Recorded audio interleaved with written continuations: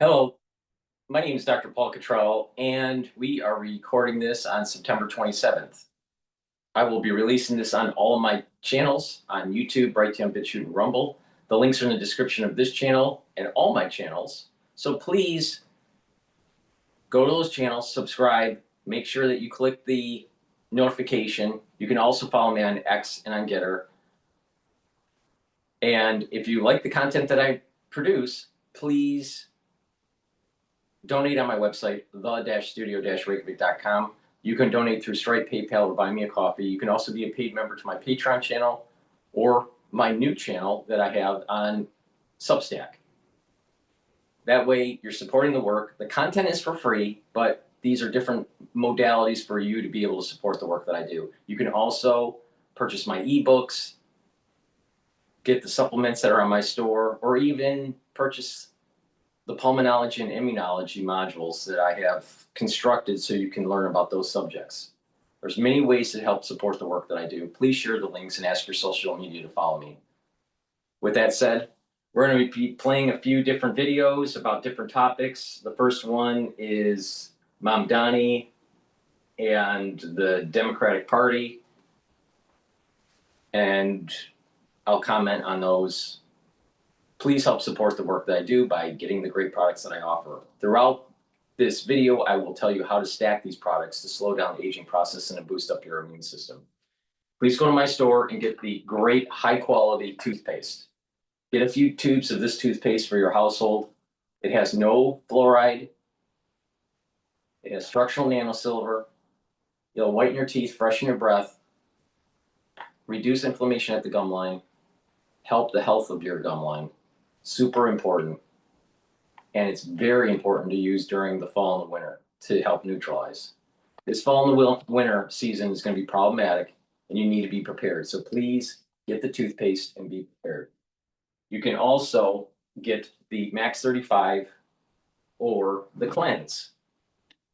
Cleanse is 30 parts per million. Max 35 is 35 parts per million. You take a teaspoon a day, swish it in your mouth, gargle 20 seconds or 30 seconds, and then swallow it. What this will do is improve the health of your oral cavity or oral pharynx, help to maintain your mucosal barrier, help the health of the epithelial lining within your oral pharynx. These are all super important to boost up the immune system. You need to do this every day. I've been doing this protocol for over 5 years, every day.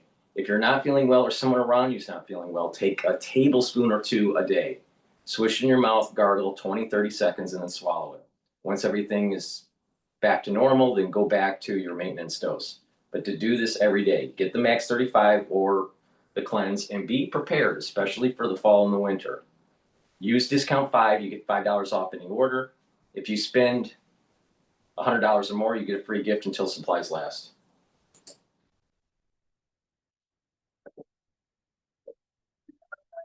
Radical left lunatics. They have policies that nobody's going to buy, and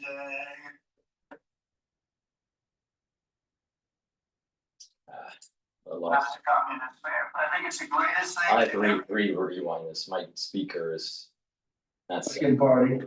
I really do. I think if a communist takes over New York, it's the greatest. The Democrats have become radical left lunatics. They have policies that nobody's going to buy. And, I see what's going on in New York. We're going to have perhaps a communist mayor. I think it's the greatest thing to ever happen to the Republican Party. I really do. I think if a communist takes over New York City, I think that's a gift to the Republican Party. New York City's mayoral race is looking like a fork in the road for Democrats. Andrew Cuomo calling it a battle for the soul of the party, saying this is a civil war within a Democratic Party where the extreme left is pulling the party and moderates are afraid. Either way, Democrats have some work to do ahead of the midterms. Quinnipiac's latest poll shows the lowest favorability rating for Democrats in 17 years. So, Steve Forbes, I think this mayoral race is a foregone conclusion, basically, and I'm trying to figure out what it means for the rest of America, particularly for Democrats. What do you think? So I like the idea of a civil war between hard left and hard left. So you define it a little differently than Cuomo, I guess, is what you're saying. Well, Andrew Cuomo, cashless bail. Yeah. Wildfire? The Vermonters got you. Connected to Wi-Fi. Connected to wildlife. Cashless bail. Yeah. Higher taxes, some other goodies.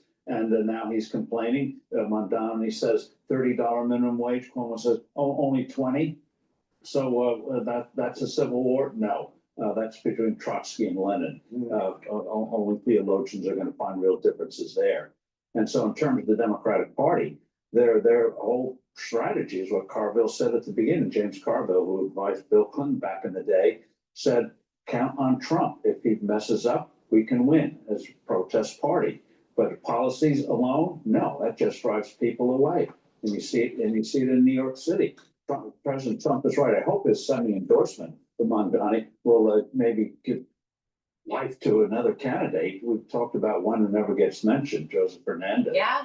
And but people don't want him, and that's why I think Mondani is gonna do in New York what Johnson's done, that lunatic in Chicago, Right. Chicago, and it's going to be, see, here's the governance. So in 2028, I think it's going to have a more powerful impact than on the midterms. So Jonathan, let me ask you this, because the president said this is great for Republicans, basically. Democrats going off the rails. It's the hard left versus the hard left. Republicans are going to clean up. But I'm curious, you're not a particularly political guy, but put on a Republican hat for a second. Is it good news for Republicans to have a party, have their main competitor party go so far off the rails? In other words, do political parties in America need a good adversary, or do they thrive when they've got a really bad one? You'd think you'd have a political parties that would represent Americanism in America, whether on the left or on the right. But what's so fascinating is that the left wing now, for them, socialism is mainstream. Socialism has been taught explicitly in the best universities for decades now. And we're seeing candidates like Mondani now come to the age where they are assuming control. So, what Andrew Cuomo and others think of as being so extremely far left, I think it's just mainstream, everyday Democratic politics. And ironically, it's a little bit of Republican politics too. I mean, the U.S. owns 10% of Intel. We might be taking positions in other companies as well. So even the Republicans are a little bit of communism, taking equity stakes in publicly traded companies. Can I go in a different direction here? They love to say, people like Andrew Cuomo, he says the Democrat Party is not anti-business. It's not anti-police. That's not who we are. When he's talking about who they are, I step back and say to myself, well, that sounds right. I can think of a few moderate Democrats in history, but you know what? They were forced to be moderate. So I think of Bill Clinton in his first term when Hillary was trying to socialize medicine at that time. All of that wasn't quite working out. Bill realized if he wanted to win a second term, he was going to have to go towards the center. And he did. And things were actually good at that time. It was a pretty prosperous economy. And people look back on it with good, pleasant feelings. But that wasn't at the core of who they were. The core of who they were was to be more progressive and more progressive, but they realized there was no appetite for it in the country. Now, all of a sudden, you've got a shift in that appetite. And we are the perfect petri dish here in New York City to feed, that they can feed off of. And they are attacking every foothold they could get, whether it's Chicago or New York or somewhere in California. They grab those, and the more territories they get, the more sort of pervasive their rule becomes. But there's a shift in America and the appetite for this progressivism, which is why I think that they're going there. But that is who they are. The reason why there's an appetite for the progressivism is because there's so many kids or young adults that are not getting plugged into the economy, and they're getting angry. Their cost of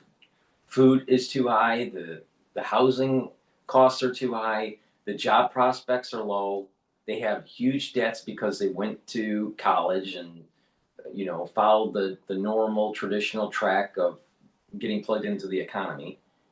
And they're concerned about their prospects. So of course they're going to start becoming radicalized on top of the radicalization that's taking place during their education by ultra-liberal professors. So that's one problem to it. The high cost area in New York, plus the gravitational pull of the youth to New York, is set in motion a large constituency that's young, that's pushing for Mamdani. Now, we have a midterm election in the United States in 2016, or I'm sorry, 2026. 2026 will be the midterm. And so Mamdani has approximately less than a year to show if he's got the right stuff for New York. Now, my concern is this. How socialism usually works is that there's a lot of times what happens is that socialism, there is a blip up in terms of opportunity for the progressives that voted that individual in. So things are a little bit cheaper. And then all of a sudden, it crashes. It usually takes more than a year to do that. So if you look at a time in X and economic opportunities, or we'll use the y-axis as maybe affordability. When Mamdani gets in, most likely he'll win. When Mamdani gets in, that's November. He gets voted in November of 2025. He takes office. I'm not sure if he takes office right away or if there is some period of time, but let's just say that he takes office on January 1st. I don't know the details of the mayoral process in New York in terms of when the swearing in takes place after election. But let's just say it's January 1st of 2026. He has from January 1st of 2026 all the way to November of 2026 to just make it seem as though it's prosperous or that it's not getting worse. And that will give that small window of opportunity for the Democrats to try to get more progressives in during the midterm election in Congress and potentially even in the Senate. So let's go back to the chart. So we have time on the x-axis and affordability on the y-axis. Affordability starts to go up within this very small time frame when you start instituting socialistic policies. Then all of a sudden, the affordability starts to go down because the tax revenue starts to go down, the costs of services start to go up, and people start to flee the city. And so what happens is that after the midterm election, that's when you're going to actually see the downfall of New York. So there's this sweet spot here that people need to be paying attention to. So Mamdani, during the midterm elections, the Democrats are going to say, look, affordability is better in New York. You should be voting for us. And so these stupid people that are young, that don't have experience, they're going to say, oh, look at what's happening in New York. Even though that socialism in that first year, the affordability is actually a little bit better in some cases. But then it collapses about a year after. Well, the mayor is for 4 years. So they got the sweet spot here that progressives are going to be pushing. Now, if Mamdani wins, which most likely he will, New York will be more costly to live in. The question is, when will we see that in the data? And I think you're going to start seeing that in the data in 2027, not 2026. And so the Democratic Party is going to play this sweet spot to try to get more progressives in Congress.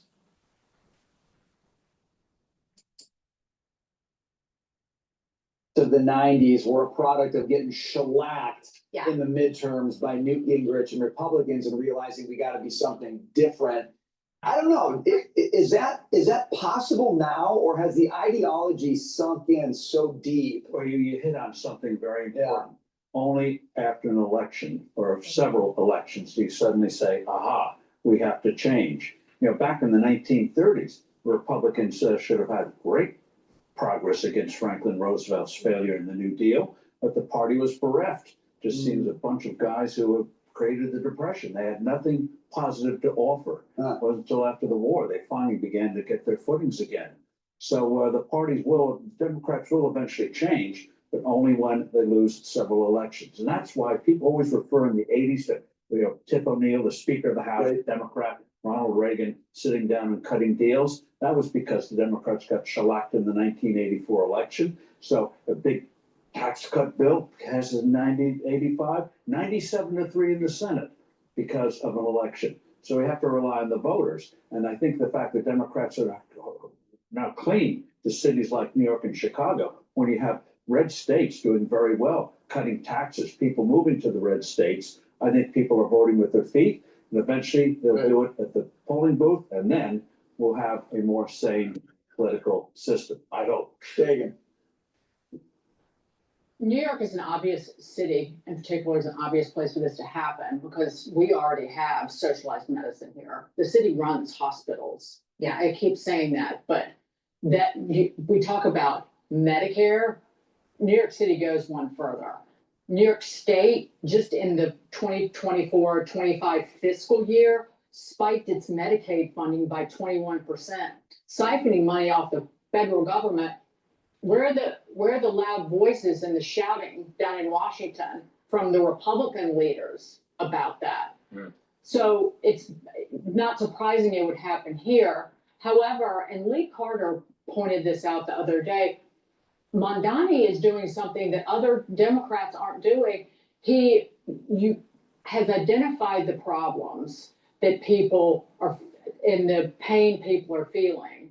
Now, despise the solutions, but he doesn't vilify by name people who are conservatives or Republicans. He is not the kind of angsty, playing the angsty blame game of Trump.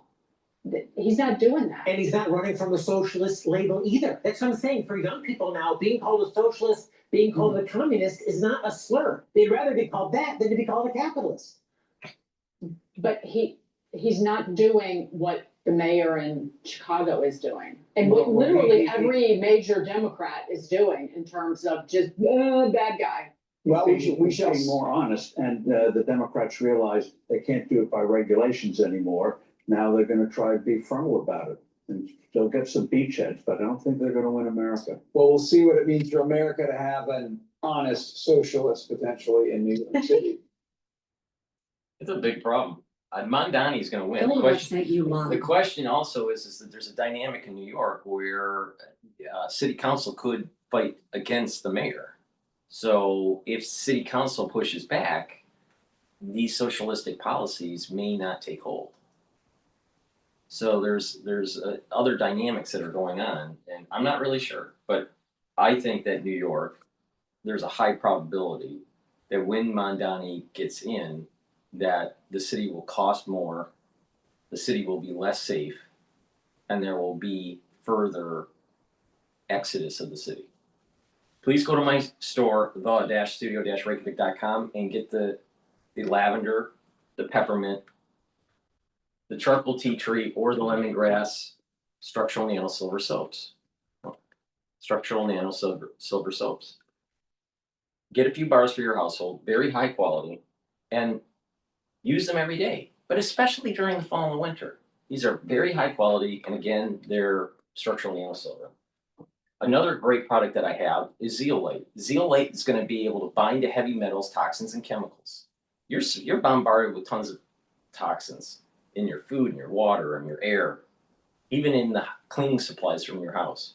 Take the zeolite, it will bind, it'll let you urinate them out within 6 to 8 hours.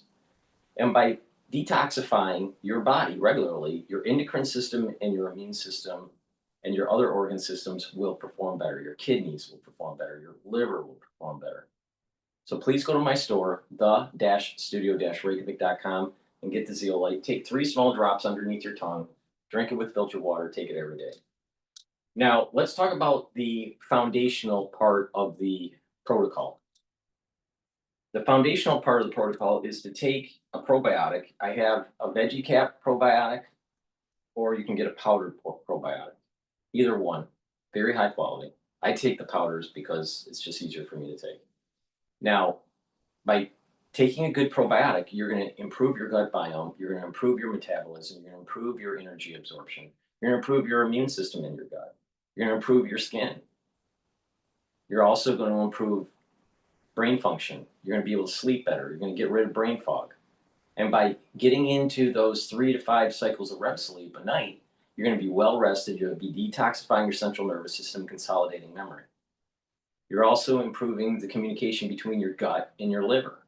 Your metabolism is going to improve. So please go to my store and get the probiotic. Super important. Good health starts at the gut. And also couple it with the complete multivitamin. This complete multivitamin has the multivitamins that you need as cofactors for enzymatic activity, so you get the proper cellular processes. So please go to my store and get the complete multivitamin. Again, stack the complete multivitamin with the probiotic, either one of the probiotics. Take it every day, and that's the foundation to slow down the aging process and to help boost up your immune system.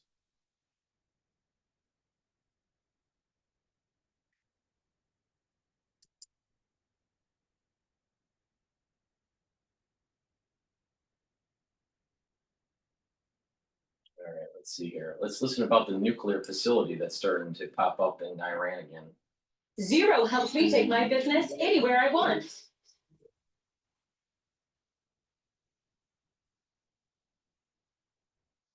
If your pet goes from weird to weirder, drooly to...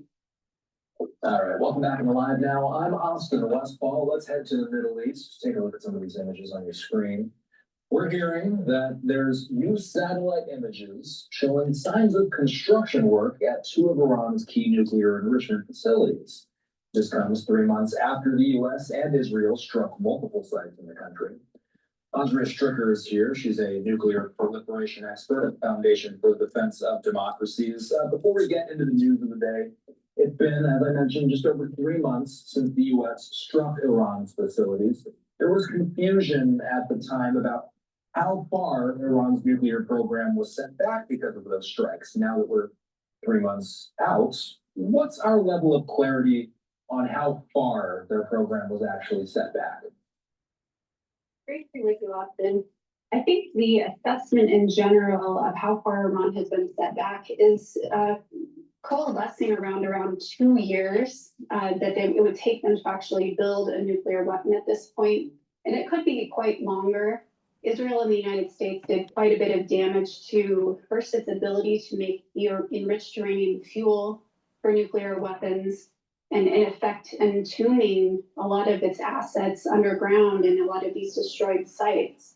And then also damaging the ability to actually construct the nuclear weapon, which requires a lot of refined equipment and as well as scientists, which Israel assassinated over a dozen of these people.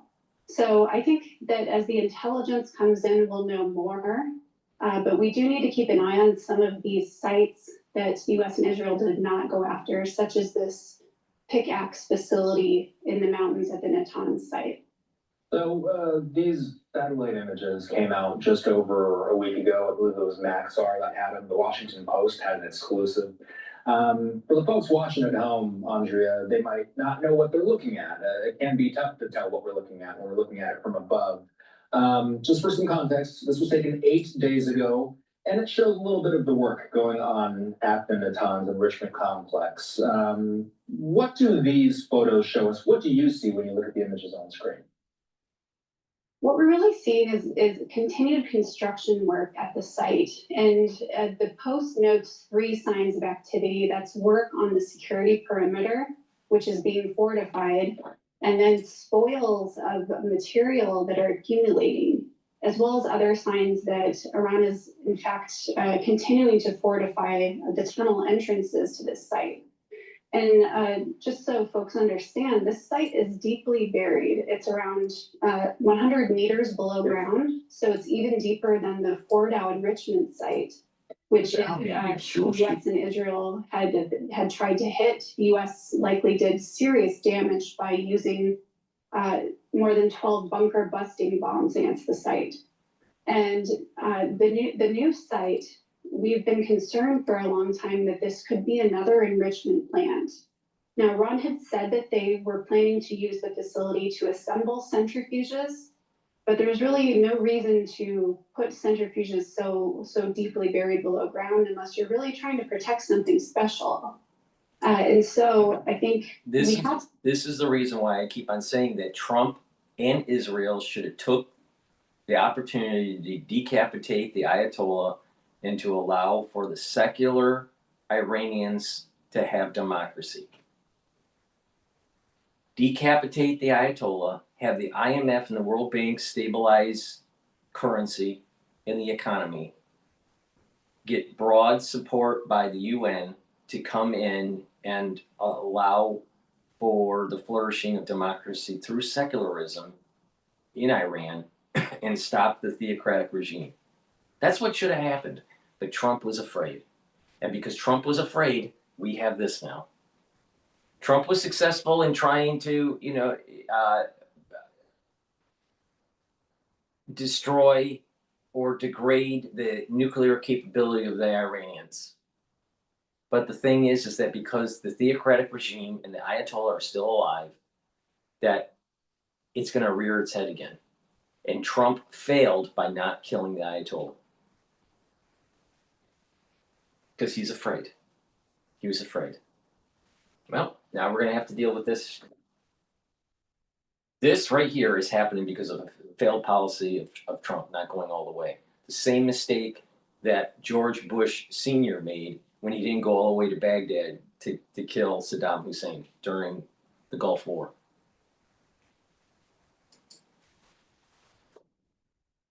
Time to explore what to do about this facility because it doesn't appear to be coming online anytime soon.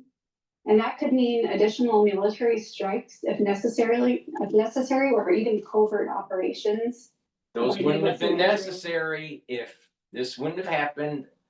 Additional strikes wouldn't be necessary if the Ayatollah was killed when we could have killed him. We had him right in our sights. Israel had him right in their sights, and Trump prevented it from happening because Trump was afraid. Because Trump thinks he knows better. All of this would have been over with. All of it. Because what's funding the war in the Middle East is the Ayatollah.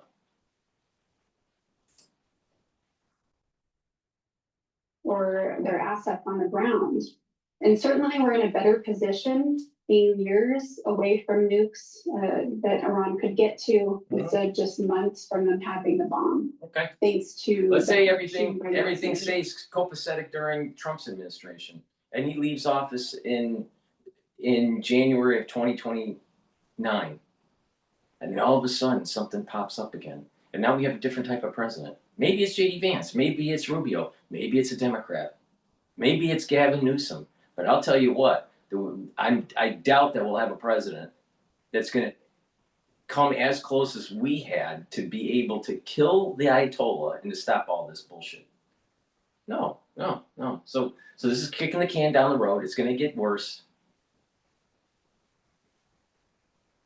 because Trump was afraid.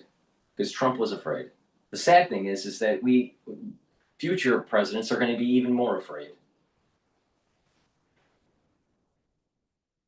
To failed policy. What Trump did in Iran was just he didn't go far enough, and it's gonna come back to rear its head, and it's happening right now.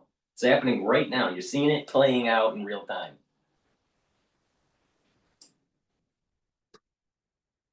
June.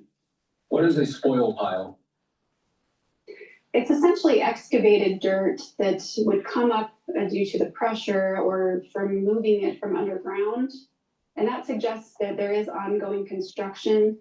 This site was not really expected to start up in 2025, but it looked like it was coming toward completion. So it remains to be seen whether the Iranians had actually hid some assets down in there. They don't declare these facilities to the UN nuclear watchdog, the International Atomic Energy Agency, until they're just about ready to start up. And so that likely gives us some indication that it wasn't quite ready. And I think that gives us a little time to plan, gives us a little bit of solace before we have to worry about playing whack-a-mole again. Is Iran still negotiating with the US or Israel over ramping down its nuclear program? Well, in fact, it's been the European countries, France, the UK, and Germany that have taken the lead because Iran refuses to negotiate with the US since the strikes. Just today in the Security Council, the US and the European countries actually vetoed a resolution put forward by Russia, which would have extended sanctions against Iran from coming back into effect. And this is something that would have prevented nuclear restrictions from coming back into effect that will now do so by tomorrow at midnight. And that's going to be really critical to preventing Iran from obtaining a lot of the equipment that it would need to re-outfit its nuclear weapons program, to obtain a lot of the goods that would in effect be legal as of October for them to obtain. And we'll also see them put back into effect a missile, a drone, and an arms embargo on Iran that had lapsed already, which will help ban but not prevent Tehran from arming Russia against Ukraine. So that's an added benefit of those sanctions. So before you go, I got to ask you one more thing. Both Iran and Russia are signing a $25 billion agreement to build 4 nuclear power plants in Iran.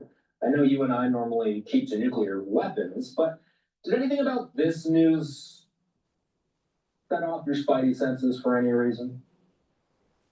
I think it's mostly concerning because even if it is a civilian deal where it's not a military purpose for nuclear reactors, we don't want to see Russia or Iran benefiting from any type of nuclear energy, especially when Russia has seized Ukraine's nuclear power plant.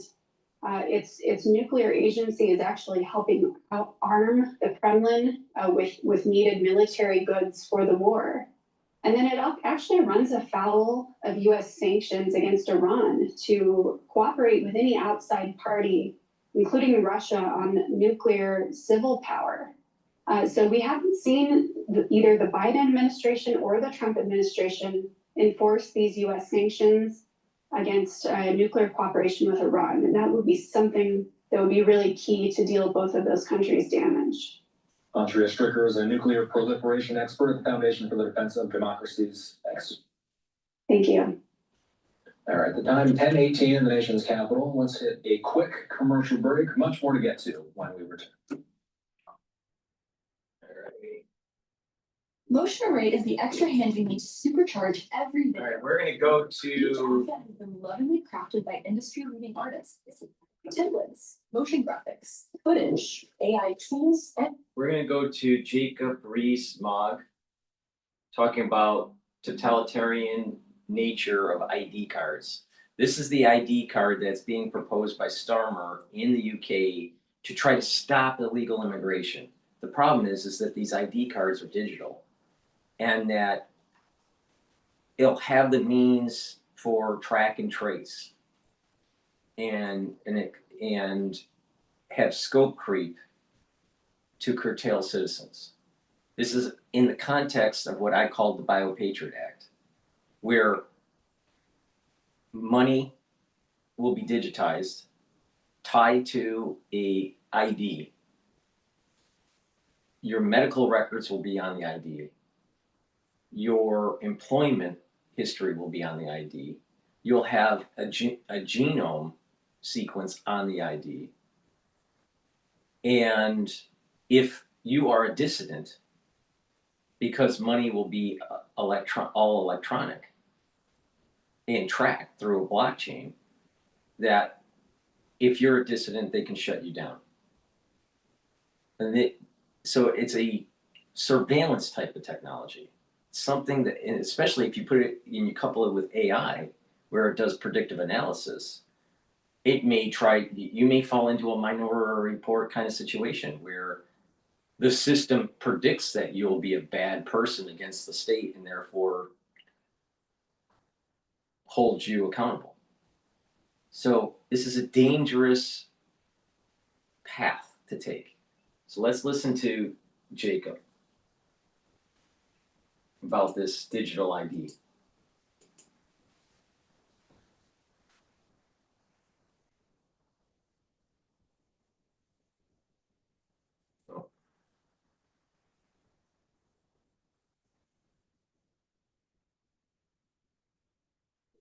Is the plea for every infringement of human freedom.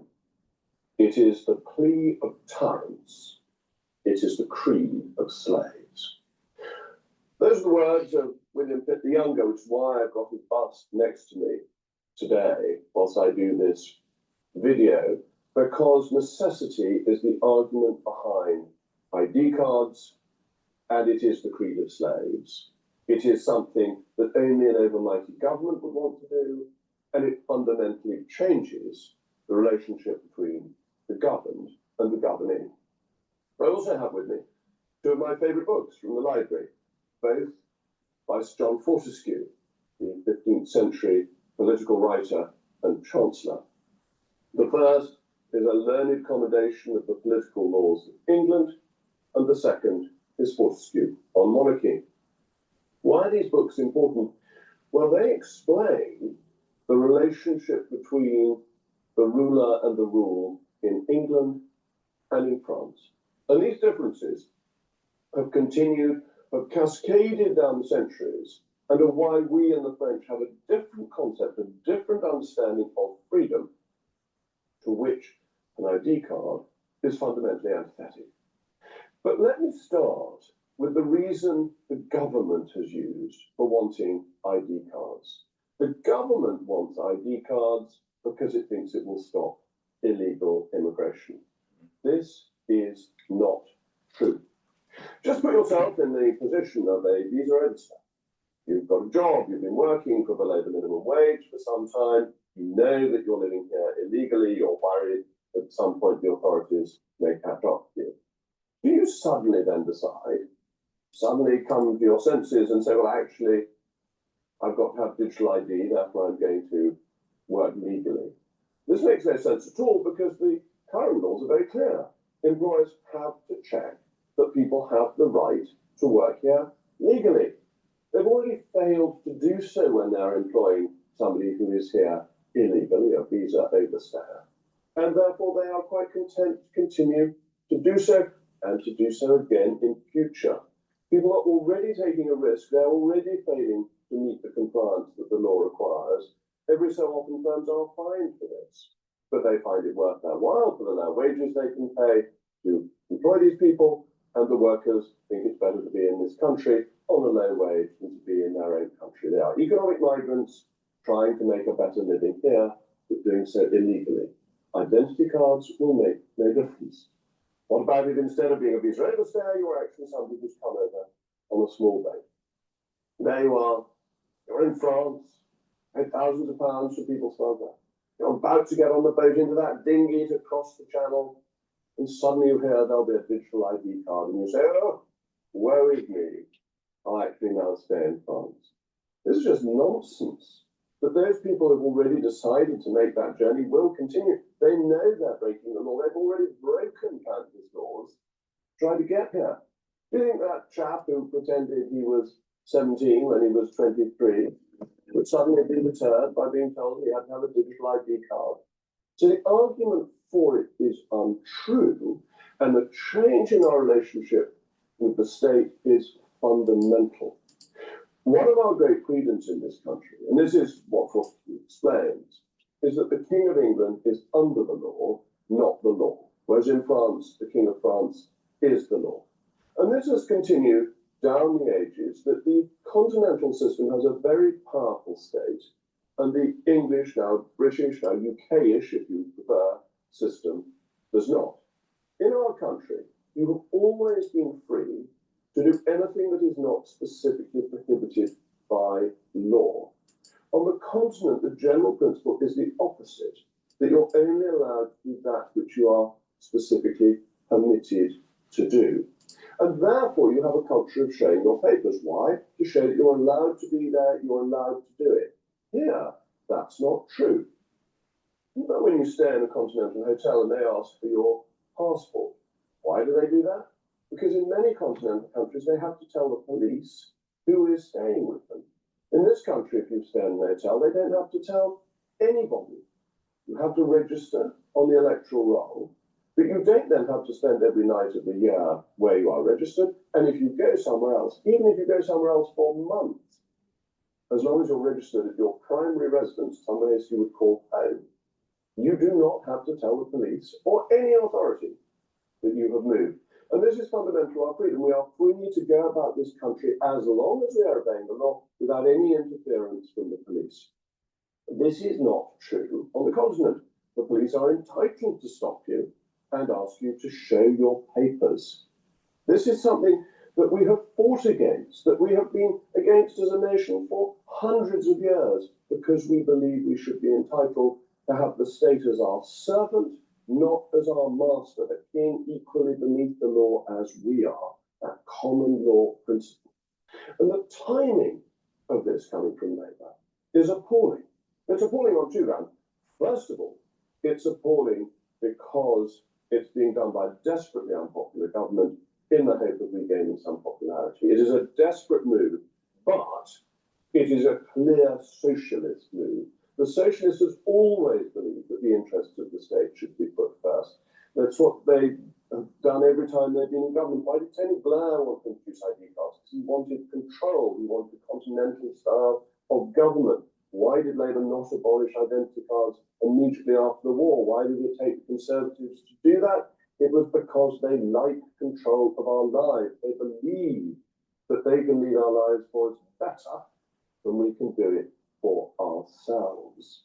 So that's the first reason it's a bad idea. But the second reason it's a terrible idea is that we have been losing confidence in the police.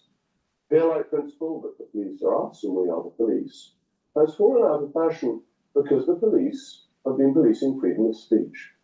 So we've gone from a country where the police would never have knocked on your door to say you put something rude into Twitter. Well, Twitter didn't exist, or you've said something rude in a newspaper article. It wouldn't have been any of their business.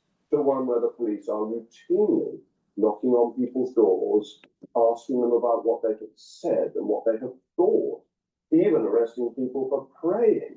And this has undermined confidence in policing in this country in a very damaging way.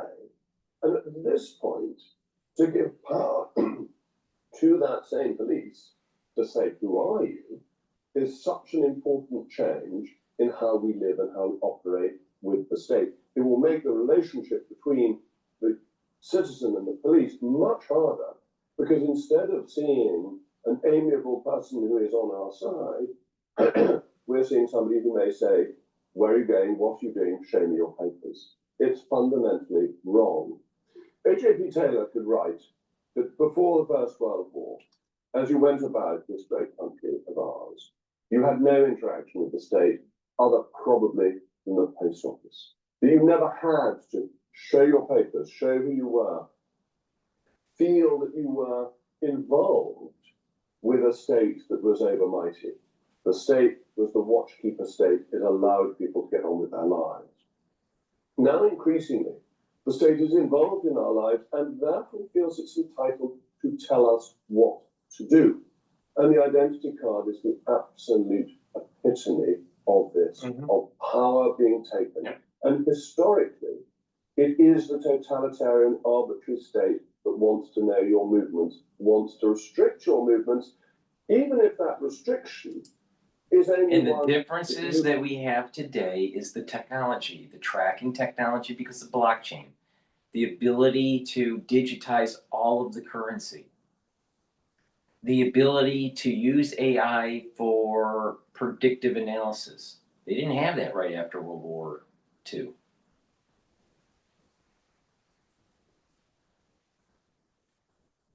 Sequencing the genome and having that in the database. The problems of that, there are benefits and problems with it. If you know your population's genome, you may be able to target certain types of genes or certain types of diseases and reduce the incidences in the population. But you can also target the population. If you know the genome, you can target them for warfare. It's one of those technologies that has a positive and a negative. It can be used for good, it can be used for bad. This is a terrible idea. This is a terrible idea to do, the digital ID. And this is an element of vaccine passports, and I put it under the umbrella of the Bio-Patriot Act. Why?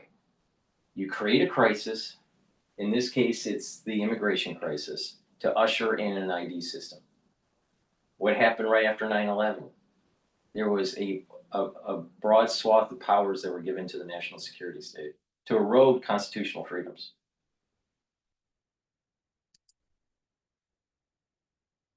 Take yourself a self-censorship mode. You think I don't want to be stopped, so I won't do that. Something perfectly legal and legitimate. It is a real threat to our liberties to solve a problem for which it will make absolutely no difference. And therefore it's very important that we oppose it, that we maintain our freedom to get on with our own lives, our freedom to live in a way that we choose, not in the way that the state feels good for us. But I have prepared a Thomas's breakfast for you to savour together. Thanks, Tom. Hey, are English muffins from England? Heavens no, they're from the pantry. Are you from England? Feels good for us. Because once this is in, it will be amazingly easy to add information to it and to try and direct and nudge us to do things that are thought to be good for us. Why do I say this? Well, increasingly it's easy to maintain records, a one-stop shop for the government. Doesn't it sound marvelous? But the one-stop shop for the government then means that the government knows everything about you. It knows where you work, it knows how you pay your taxes, it knows your benefits, it knows your health records. And lo and behold, it can put this all together. And it can say, well, look, we're treating you for a health problem, that's your fault, you should eat fewer Smarties or whatever it is. This is where the state is able to use information to exercise control. Not just the theoretical control of showing your papers, but the detailed control of lifestyle, because you're not doing what the state wants, and then it can tax to try and stop you doing it. We're already seeing this in a broad brush way, with sugar taxes and bans on caffeinated drinks, the nanny state trying to tell us what to do. Just think how much greater that can be if all your information is stored at one place with the government. I don't want a one-stop shop with the government. I want a multi-stop shop. I don't want my health records and my records with the tax man to be held in the same way. I want them to be entirely separate. I don't think HMRC has any interest in my NHS records, and I don't think the NHS has any interest in my tax records. Separation is a good thing. It is beneficial. It is enhancing of freedom. And of course they'll promise us that this won't happen. But why should we believe them? Why should we believe a government that is telling us it wants to do something for a reason that is palpably false? It is doing it for other reasons. It's doing it because it wants control. And this is before we get on to the topic of whether the government has any ability at all to carry out such a scheme. The competence of government large-scale IT schemes has been woeful. Think of the Horizon scandal in the post office and the people who went to prison because of the government's sheer incompetence, inability to do things properly. The chances of failure are very high. Let's go back to Pitt the Younger. Finish where we started. Pitt the Younger was the man who saved us from Napoleon. And how did he do this? He did it because he shored up the finances of the country, and he had a very clear sight of what the liberties of a Britain should be. As his father, Pitt the Elder, before him, two of our greatest prime ministers, as it happens. And he devoted his political career to ensuring that we were free. And he sometimes had to do things that made us less free. For a period, habeas corpus was suspended. But there was that big overriding picture to get to liberty. Think of Churchill, when we did indeed have ID cards during the war. We had that because of his overriding ambition to protect, to enhance our liberties against a major threat. both of them succeeded. Both of them succeeded in avoiding the continental system being imposed here, which is fundamentally hostile to freedom. It puts the state first and the individual second. I'm with Pitt, I'm with Churchill. I put the individual first and the state second. I put necessity and convenience second to liberty. And I put the dishonesty of socialists who always want to control your lives at the very bottom of the list. Thank you for listening. Totally agree. Oh, that. Please go to my store, the-studio-reykjavik.com, and get the vitamin C and magnesium. This will help with your skin, your immune system, and your brain function. Super important to take every day. Magnesium and zinc helps with brain function and your immune system. Take them together, drink it with filtered water, and especially take it in the fall and the winter. You get added benefits if you take it every day, and it'll help with your immune system and your overall health and slow down the aging process. But please take my advice and make sure you get this. Take it during the fall and the winter to boost up your immune system. You're going to need to. Really important, right? Please go to my store and get the collagen. Collagen is dual purpose. It's a powder. This is a month's supply. You can mix it with soft foods, filtered water, a smoothie, or even with just milk, but take it every day. Do some resistance training. It'll help you build muscle. It will help with your denser bone. It will help with your joint health and your cartilage, your skin, your nails, and your hair. So it's dual purpose. Take it every day, slow down the aging process, and get healthy. And make sure you do some resistance training. Use discount 5, you get $5 off any order. If you purchase $100 or more, you get a free gift until supplies last. And that free gift you are going to need for the fall and the winter. Trust me. We're going to go to Victor Davis Hanson talking about the true colors of the Democratic Party. The House has a tradition when major figures are gunned down to express empathy. I didn't quite anticipate what we saw the last week when Ilhan Omar went on national TV. She was asked about some of her comments, saying that he sort of deserved what he got. She doubled down on it, just as I'd expected. Of course, had the ubiquitous Jasmine Crockett. But like everything Jasmine Crockett says, you have to double check because she is a chronic liar. AOC came in and basically said, I'm not going to be in a position where I have to support Charlie Kirk's legacy. Nobody was asking her to. All people were trying to do after the death of Charlie Kirk, Representative Crockett, Representative Omar, Representative Ocasio-Cortez, just show a little sympathy. And you failed that basic human test.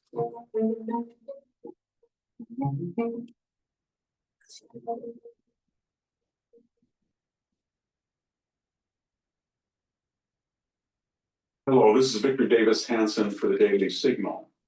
In the past, I've talked about all the narratives that the Democratic Party elite and the left in general have floated to sort of confuse us about who or what was responsible for the horrific shooting of Charlie Kirk. We've been told there was no motive. That was crazy. Or we've been told that MAGA people did it. That was shot down very quickly when evidence proved otherwise. We were told that Trump himself was the catalyst that was shot down. We were told it was a love story between the shooter and his trans boyfriend, girlfriend, and that explained it, emotional turmoil. That was shot down. And finally, I suggested to you that they came to what they most naturally felt comfortable with. They were going to be unapologetic. They were going to attack Charlie Kirk as a disruptive, racist, horrible human being, and then things happen, meaning he asked for it.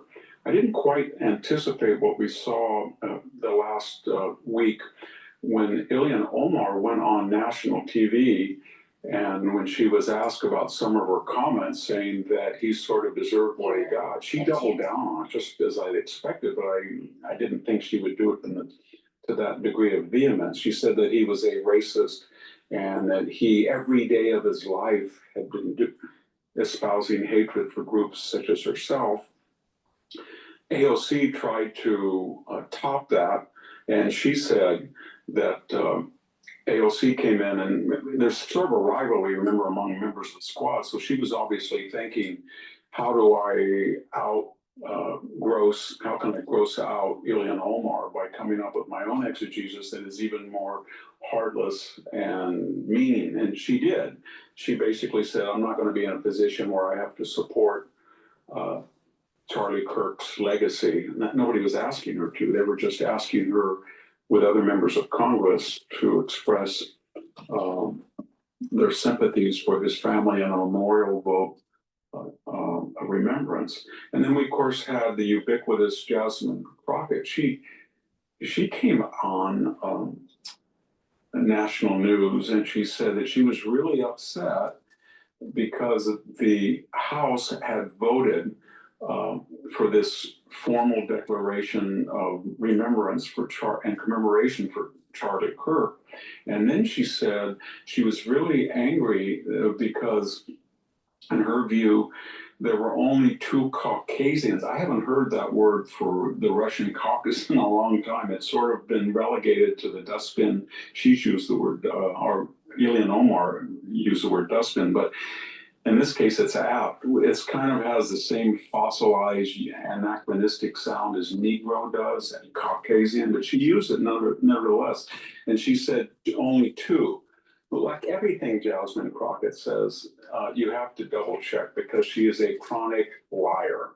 And in this case, there was 95 House members voted not to sign that that letter of commemoration and sympathy. And she says only 95 chose not to sign it. And she says only 2 Caucasian. That's false, because included in that group were the people who voted against it.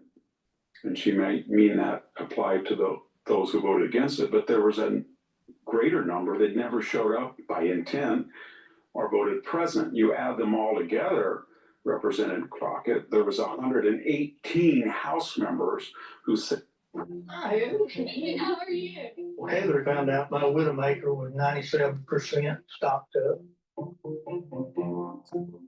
If it wasn't for my guardian, 18 House members who said they were not going to put their name or not show up or not vote on anything that expressed sympathy for the passing of Charlie Kirk. And in that 118, there were plenty of people of so-called white legacies.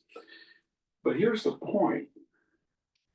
The House has a tradition when major figures, political or in the media or in the popular culture, are gunned down to express empathy. One of the more horrific things that happened recently was in Minnesota when the Speaker of the Minnesota legislature and her husband were gunned down by a he was a private citizen angry over abortion, and he shot both of them. And he also wounded another legislator and his spouse. And the point I'm making is the House got together almost immediately and expressed their sympathy and outrage and condemned that shooting. And 424 to 0 was the vote. So every single Republican went on record that saying this is atrocious that a gunman shot these very liberal Democratic legislators in the state of liberal Minnesota. Nobody argued and said, well, the shooter was against abortion, or well, maybe he wasn't right-wing because Tim Walz seemed to have appointed. It was none of that. All that mattered was this was a horrific act, and everybody felt bad for the families, but more importantly, outraged that anybody would use violence for political purposes. So all people were trying to do after the death of Charlie Kirk, Representative Crockett, Representative Omar, Representative Ocasio-Cortez, just show a little sympathy. Just put away the politics, and you failed that basic human test. And you not only failed it, you did something even worse. You kept saying that he was a racist, and he was a racist every day, and he was mean-spirited, etc., etc. And then you did not give one shred of evidence. You didn't produce a written document. And when we have seen people who have quoted him, they misquoted him. Why don't you just watch his videos and see what he says when he encountered racists of either side? And he always opposed that. But for all of these representatives that represent the new face of the Democratic Party, the more we get to know you, the more we're not going to like you or support you. Thank you very much. This is Victor Davis Hanson for the Daily Signal. Thank you for tuning in to the Daily Signal. Please go to my store, the-studio-reykjavik.com, and get the NAD+. NAD+ helps to repair your DNA damage. It'll help to boost up your NAD+ levels so you'll have more energy, and it helps to protect your neurons. Super important if you're age 40 or older. Olive leaf extract helps to control your lipid profile, bring down LDL levels, increase your HDL levels. And olive leaf extract helps to bring down inflammation. Olive leaf extract helps with your immune system and your cardiovascular system. Clarity factor gets rid of that brain fog, helps you to concentrate on tasks, and over time helps to build that neuroplasticity so you're thinking faster and you have better memory. Drink it with filtered water, take it every day to improve your neurons. And if you're 40 years of age or older, take Myotrol. Myotrol helps with the gene expression to build muscle. Do some resistance training, take Myotrol, drink it with filtered water. This has polyphenols, flavonoids, and lignans to help with the gene expression to build muscle. That way you're reducing atrophy, you're building up that muscle, and you're helping to maintain that muscle. That is part of an anti-aging protocol. Building muscle and maintaining that muscle into your geriatric years is super important for anti-aging, especially your back muscles, because with the back muscles, you're getting better posture, you're getting better blood flow, you're getting better lymphatic flow. And by doing resistance training and gaining more muscle and building denser bones, you're improving your spinal cord and your vertebrae. So please go to my store, the-studio-reykjavik.com, and get the Myotrol. Again, a great stack to help with your muscles, Myotrol. To help with your brain function, Clarity Factor. To help with your immune system, cardiovascular system, olive leaf extract. And NAD+, to help repair your DNA damage and protect your neurons and improve your energy levels. Please go to my store, the-studio-reykjavik.com. The next video that we're going to go over is the fight between the US government and Harvard.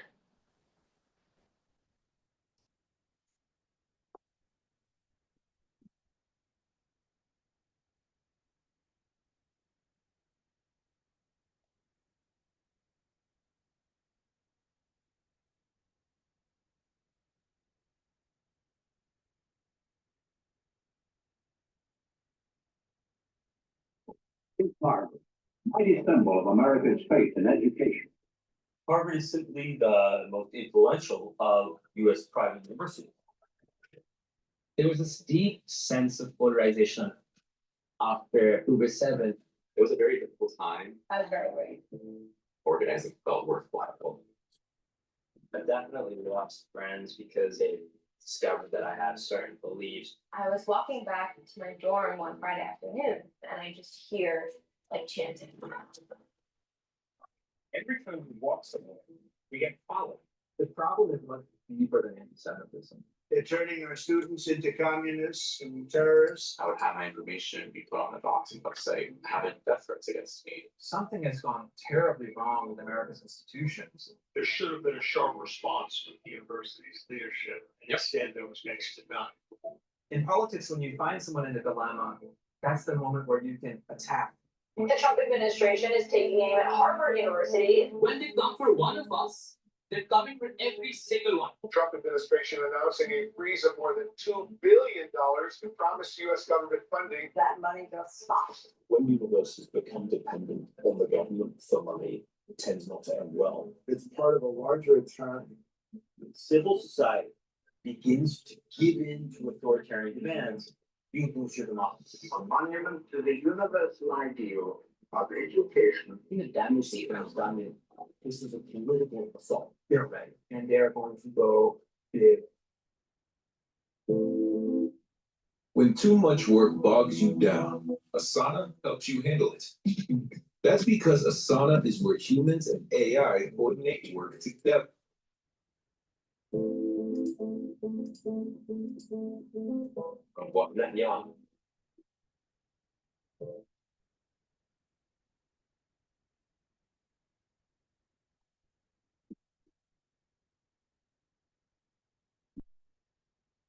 The Trump administration is taking aim at Harvard University as part of its crackdown on pro-Palestinian campus demonstrations.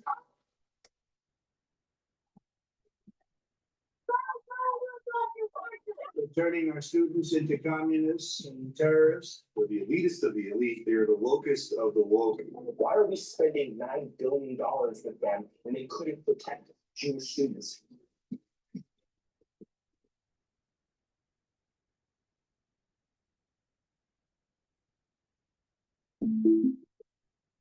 Amelia Heller is a rising junior at Harvard from Sandy Springs, Georgia.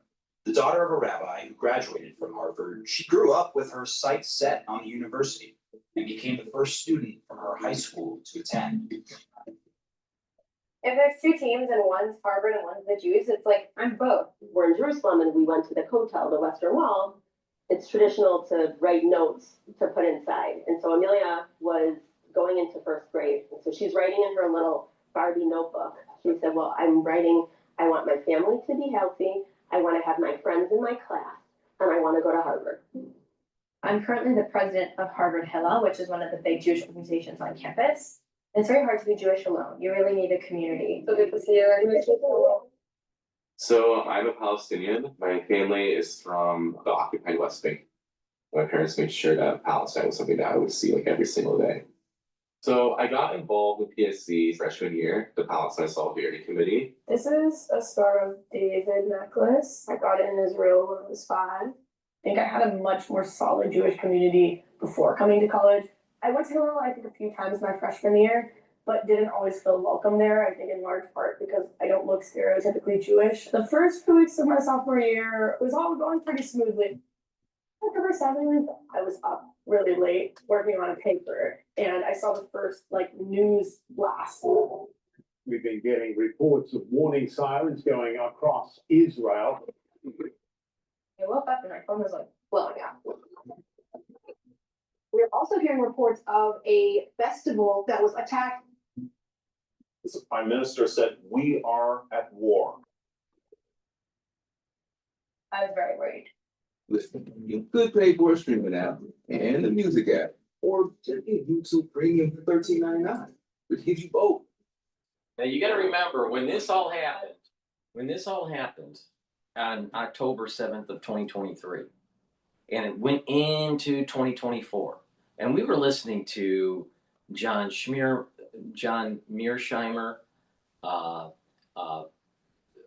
what's this? What was his name? Mearsheimer and Scott Ritter, and other talking heads that were anti-Israel or anti-Zionist. All right. What did they say? They said that Israel was going to lose. They were going to lose in Gaza. They were going to get all. It would be a bloodbath for the Israeli forces.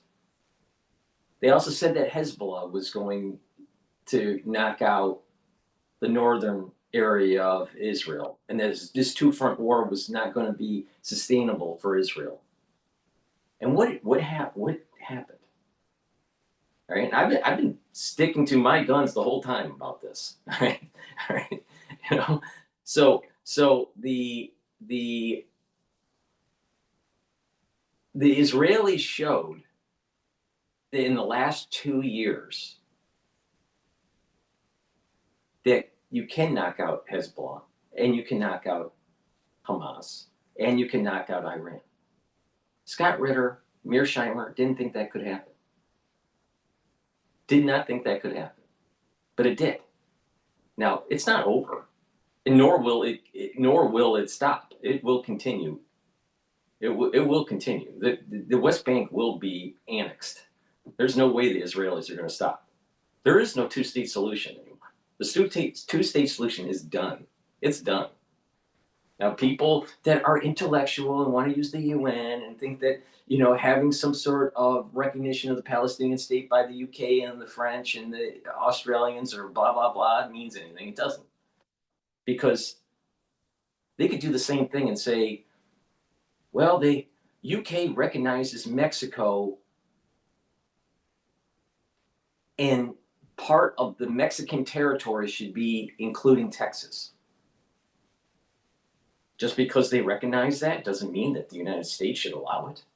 Do you think the Texans would allow the UK to arbitrarily just recognize Texas as Mexico?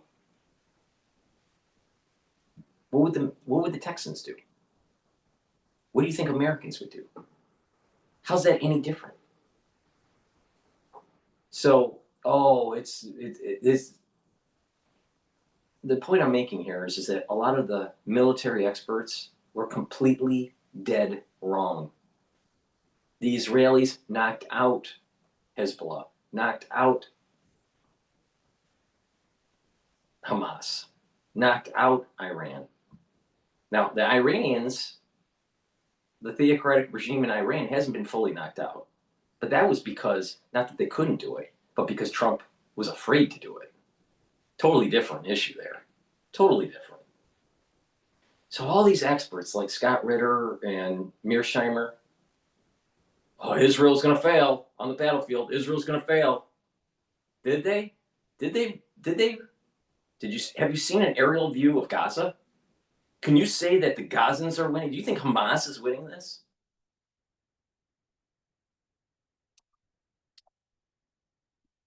The bottom line is this. There needs to reach equilibrium in that region. And the only way you're going to reach equilibrium is if one side wins. Now, it's either the Israelis win or the Palestinians win. But you're not going to be able to just arbitrarily force a two-state solution. It'll never hold. It will never hold. So let them just battle it out. Now, I suspect that the Israelis will win. I don't think the Palestinians will win. And that's the big issue. Do you deserve to live? Yes. But do you deserve to have a state? No. That is not your God-given right to have a state. The Israelis don't have a God-given right to have a state, and the Palestinians don't have a God-given right to have a state. You got to fight for it. And if you win on the battlefield, that's your right. But if you can't win, if you can't defend, you don't have the right.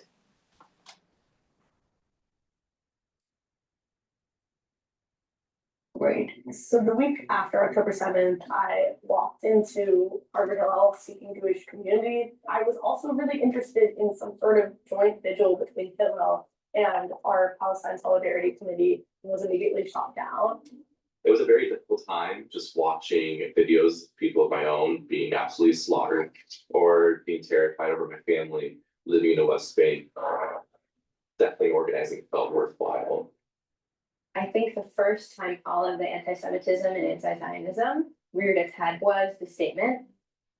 On October 7th, Harvard's Palestine Solidarity Committee released a letter, co-signed by 33 student groups. It read, "We, the undersigned student organizations, hold the Israeli regime entirely responsible for all unfolding violence." I was still new to Harvard, and it felt like kind of everyone was against me. I remember just being shocked and I think hurt. How could that possibly have been Israel's fault? But I definitely did not think that the people who would sign that letter were hateful or anti-Semitic. Just thought they were deeply misguided. The university's president issued a statement condemning Hamas and said that no student group speaks for Harvard.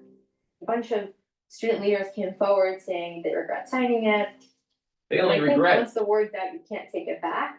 No, The statement quickly gained national They attention. only regret because they knew, they found out that the corporate America was going to not hire them. They only backed off when people were pushing back and saying, ooh, maybe we shouldn't be hiring these types of people. And they're blacklisted. See, they thought they were in a safe space. And the university allowed it to fester. Why didn't the university just say, it's your freedom of speech? But this is a campus of learning, and it's based on a rubric. And if there is a debate in debate class, or if there is a discussion in history class, then that's fine. But if you're disrupting the normal processes and the flow of the university, you shut it down. But these ultra libs that are running the show at Harvard weren't willing to do it. These students could have gone on Main Street, off the campus, and protested. Why did they have to be on campus? Because they thought they were in a safe space. Well, if you really believe in something, stop being in a safe space and get on the battlefield. So there were two issues here that were happening. First, they should have never been protesting on the campus, and the campus officials should have never allowed it. And secondly, these students need to stop being coddled. If you believe in something, get on the street. Not on the campus where it's a safe space for you. But the reality of the situation is that anti-Semitism is rampant in the world. It's rampant. But there's also, as the Muslim community is starting to grow in Europe, they're going to be anti-Christian too. So the Christians need to start to realize, oh, wait a minute, you're going to be thrown into the same bucket, just like Jews are. And if you don't start getting in line with aligning with Jews, we're going to be split by a caliphate that's growing in Europe, and it's starting to metastasize in the United States. I mean, Hamtramck, Dearborn. Look at what's happening on campuses across the country. Look at Omar in Congress. You think that as time goes on that we're moving towards a potential caliphate? Yeah, we are. But there's a lot of people out there on Twitter that's just like anti-Semitic. They think it's all Jews' fault and all this and blah, blah, blah. There's no people on the earth, none, not even the Chinese, that have lasted as long and maintained their culture. No one. No one. Every culture has faded away. The only culture that has lasted as long is the Jews. That's a fact. It's all based on that. It's all based on the Torah, the Old Testament. That's been the guiding light and the following of the mitzvahs. And this non-broken chain of following going all the way back to the Exodus from Egypt. So that was 5,000 years ago. 5,000 years ago. Well, people would say, well, China was 5,000 years. It broke up their culture. The modern China is only 70 years old. Oh, they have their culture, and Israel's young. It's not Israel. The state of Israel isn't the big thing. It's the Jewish people following the mitzvahs, following the Old Testament. That's what has been the cohesive force. And there's no people in the whole world that has lasted as long as Jews. Now, if you take that as the premise, what kind of postulates can you build off of that? Do you really think that being anti-Semitic is going to be long-term beneficial for your society? I mean, just look at the history. Every society that has gone anti-Semitic has fallen. Every single one. Every single one.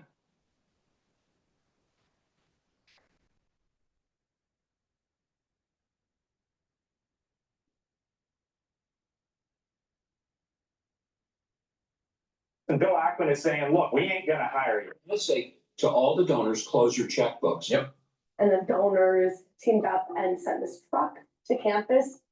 I remember some very close friends being labeled Harvard's leading anti-Semites.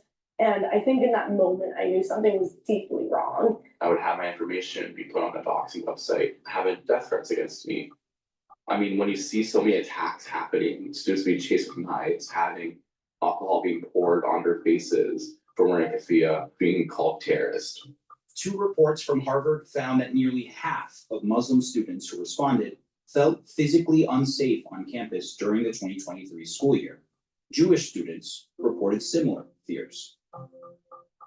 I'm Jewish, never once felt unsafe, and was seeing my pro-Palestine peers being afraid. So that was a large motivation for starting Jews for Palestine. We have a unique privilege as Jews to use our voices. Jews for Palestine protested some of our Hillel events, people chanting, Now, a fellow Jew, a fellow graduate from Harvard, all right? This is the thing that pisses me off, all right? I'll tell you, Jews for Palestine is like saying Jews for Hitler. I just think Jews for Palestine. This is whatever. I think they're misguided. I think they just don't understand. I don't think they understand the birthright through the Old Testament of the land. But the thing is that you got to fight for it. All right. Israel needs to fight for the land. If it wins on the battlefield, it deserves. If the Palestinians win on the battlefield, they deserve it. It's that simple. It's that simple. But to keep on pushing a Palestinian state. Now, with this Jews for Palestine idea, all right, who owns the Temple Mount?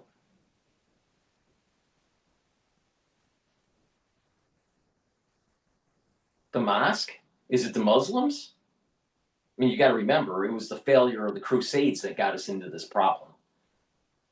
But the thing is that Jews for Palestine, well, that means that the East Jerusalem and the Temple Mount wouldn't be allowed. You wouldn't be able to resurrect the temple, the third temple.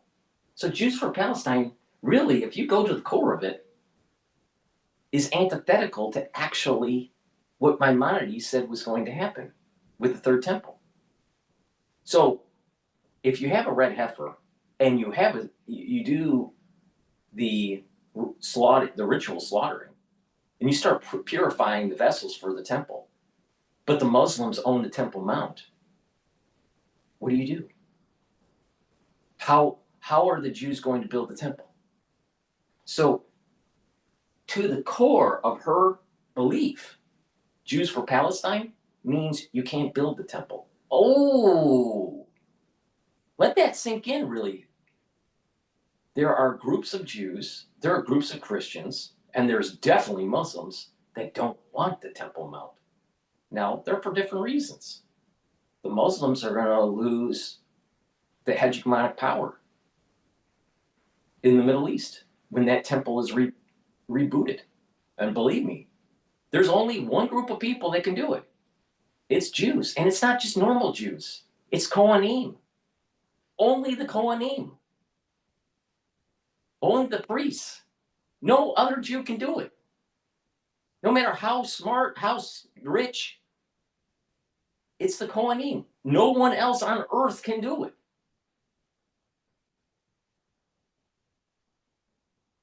So you have the Muslims that don't want that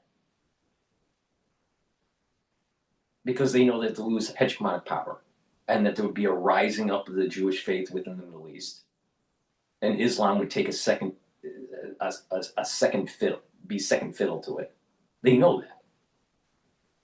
The Christians that don't want it to happen, not all Christians, some Christians do want the Temple Mount to be rebuilt. All right, with the third temple. Because the belief is that's going to usher in the Messianic age. But there's some Jews that don't want that, or I'm sorry, there's some Christians that don't want that because they don't want the power to be central in the Middle East. And you have Jews that don't want it because they're not really following the Torah. They're not really following they're not really following the actual observance, and they sure as hell are not following what has been written down for centuries on what's going to happen with the rebuilding of the temple based on Maimonides. So Jews for Palestine is antithetical to the third temple rebuilding. Now, who do you think is more correct? Maimonides? Moses?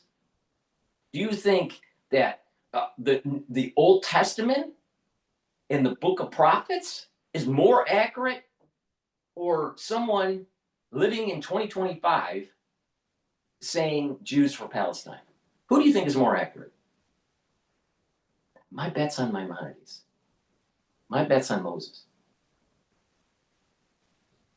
Because I think they know something that this woman doesn't know.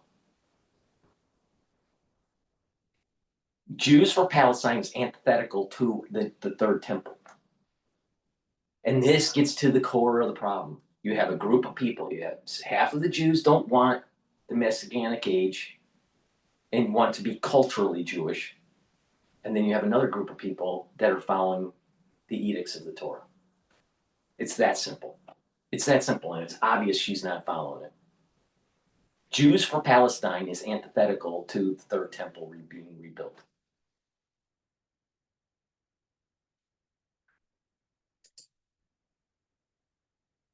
For Palestine.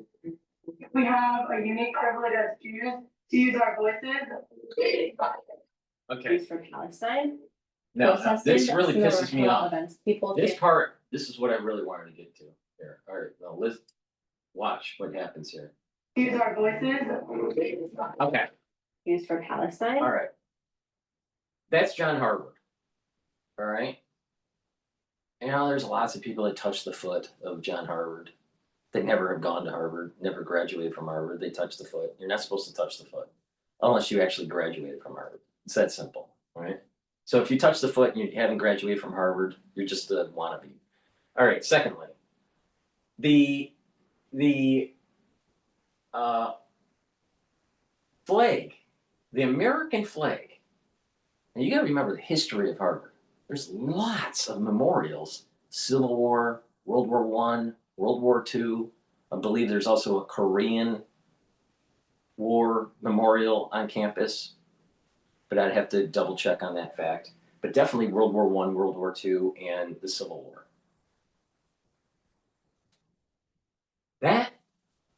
It's an American institution. All right, Harvard. That flag over John Harvard is the American flag. It should never, ever, ever, ever, ever be of any other country or any other territory. And these fucking snot-nosed kids rose a Palestinian flag in place of that American flag over John Harvard. And the fucking admin allowed it to happen. They're taking taxpayer dollars and they're letting the Palestinian flag fly over John Harvard. And then they whine that Trump is the bad guy.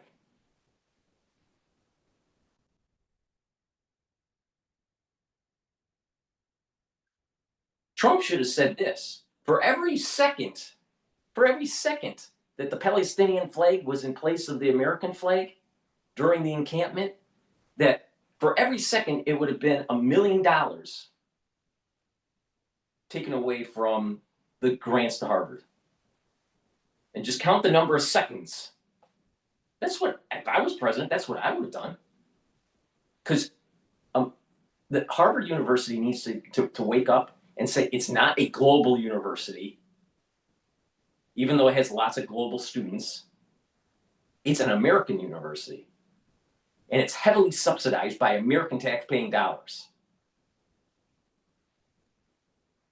And it needs to get back to its roots. How many Chinese soldiers are memorialized on campus?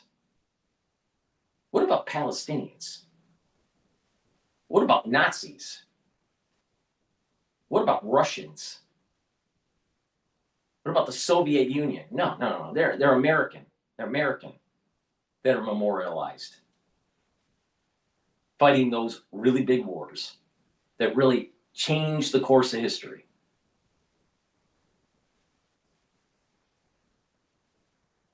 So this is get to the core of the point here. If you're a conservative and you're part of the Harvard community, you need to step up and tell the provost and tell the president there should have never, ever, ever have been a Palestinian flag in place of the American flag over John Harvard. Ever.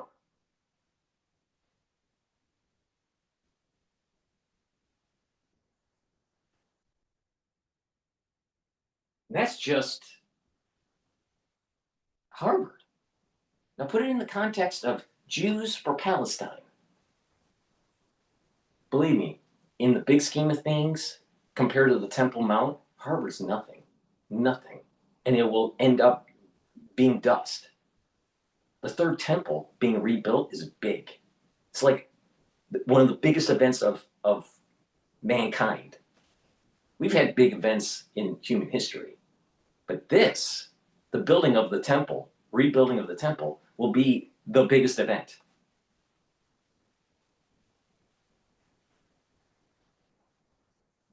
So if you have Jews for Palestine trying to prevent that, and raising the Palestinian flag over John Harvard in place of the American flag is so egregious. Just imagine how egregious Jews for Palestine is in the metaphysical world.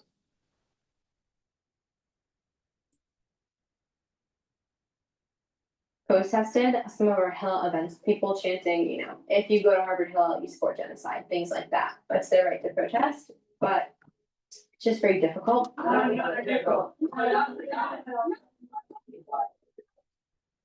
Along with calling for Harvard's divestment from Israel, Jews for Palestine had three major demands. When the stink lingers, use Lysol air sanitizer.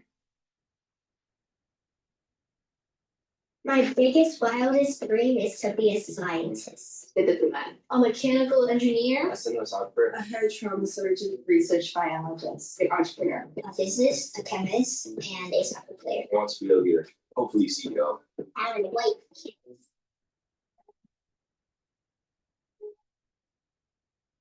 I was walking back to my dorm one Friday afternoon and I just hear chanting. I can handle people yelling, but I had a physical reaction. I was very scared walking back to my dorm. You see students and also many faculty members celebrating the Hamas terror attack against Israel, whom they consider to be the great oppressor. Well, I don't know that Harvard University, the institution, was coming out and celebrating October 7th, but if I'm understanding you correctly, it was sort of they allowed it that because these protests were going on the way that they did on these campuses and that they were allowed to continue. Yeah, they right. Rejected this feeling that the universities were okay with it. Chris Rufo is a well-known conservative activist. This is my take. This is my take on it, and I haven't deviated from this. I believe the Temple Mount will be rebuilt. Will it be rebuilt in our lifetime? I don't know. Hopefully it will, and it'll usher in peace. But most likely, at the beginning, it won't usher in peace. It'll usher in more. All right. I also believe that there is no way that there's going to be a two-state solution. The Jews are done with that. The conservative Jews are done with it. It will never happen. It will never happen. It will either, to prevent it from happening, there will be just more instigation. Now, I think that the American taxpaying dollars, as an American, all right, I think American taxpaying dollars should not continue to Israel. Israel needs to fight their own war. They need to finance their own war. They need to get it done, not keep on kicking the can down the road. And the American taxpaying dollars should not pay for it. But I'm for Israel going to the biblical boundaries of what Israel is. I see nothing wrong with it, as long as they can win on the battlefield. But the United States tax-paying dollars shouldn't pay for it. And this is where I'm tired of the Israelis sucking on the tit of the American taxpayer. But I'm for Israel. I'm for Israel to gain more land and annex the West Bank. The West Bank should have never been given.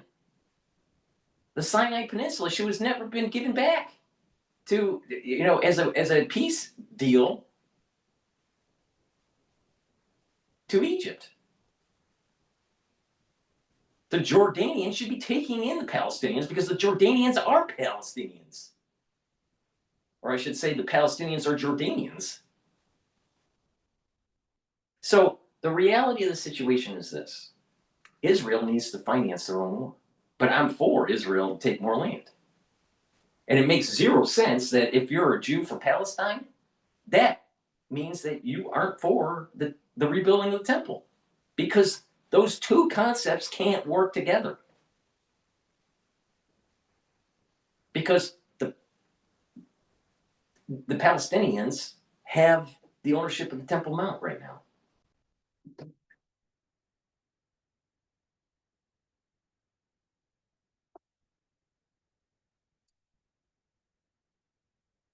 Administration. The university system does not have an unlimited right to promote an ideology and is a leading voice against DEI in America. I think many Americans, in retrospect, that was a turning point, not just about universities, but about the culture as a whole. People said, hey, wait a minute, something has gone terribly wrong with America's institutions. If you look at the statements from President Claudine Gay in the wake of October 7th, they were equivocal. On October 12th, Claudine Gay released a video response after two separate written statements were met with criticism. Our university rejects terrorism. That includes the barbaric atrocities perpetrated by Hamas. Our university rejects hate. But Gay's statement wasn't enough for the university's critics. In politics, when you find someone in a dilemma, that's the moment where you can attack. Happening today, House lawmakers will begin a hearing on combating anti-Semitism on college campuses. This was a political assault. The problem is, at the time, university presidents didn't realize it. Does calling for the genocide of Jews violate Harvard's rules of bullying and harassment? Yes or no? Anti-Semitic rhetoric, when it crosses into conduct. Yes or no? It depends on the context. It does not depend on the context. The answer is yes, and this is why you should resign. They couldn't react even in a minimally human way. Claudine Gay is, quote, sorry if she offended anyone. I don't consider that an apology. And then came the reports of plagiarism. And so when that drip, drip, drip, drip of all the papers and all the citations and all the stealing, I knew it was only It's not just this. It was how she governed as a president of Harvard, but more so as the dean of FAS, the Faculty of Arts and Sciences, and how she demonized certain conservative professors. Professors disproving her perspectives on DEI. Professor Rolland is a perfect example, where he basically proved that she was wrong. No.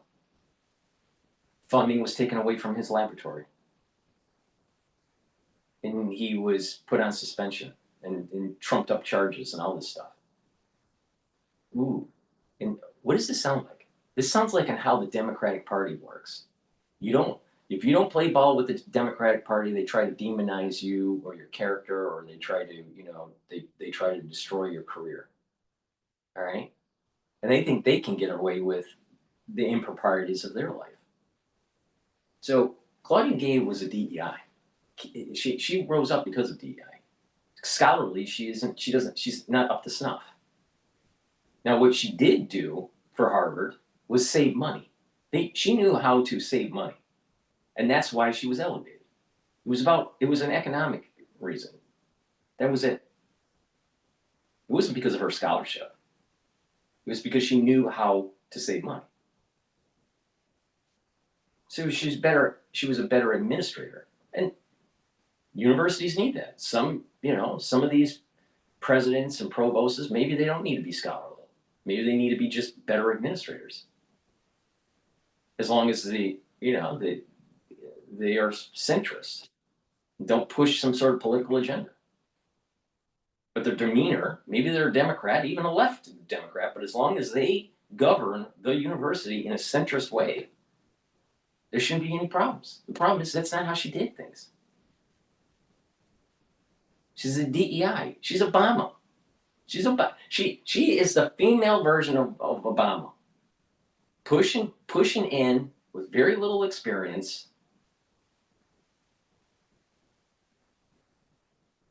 And has this mindset of the oppressed and the oppressor. And because she loved that paycheck, and Harvard was stupid and just tried to do legalese and just, and push the talking points from the lawyers, it ended up blowing up her career. Instead of talking to the heart. It's really simple for these universities.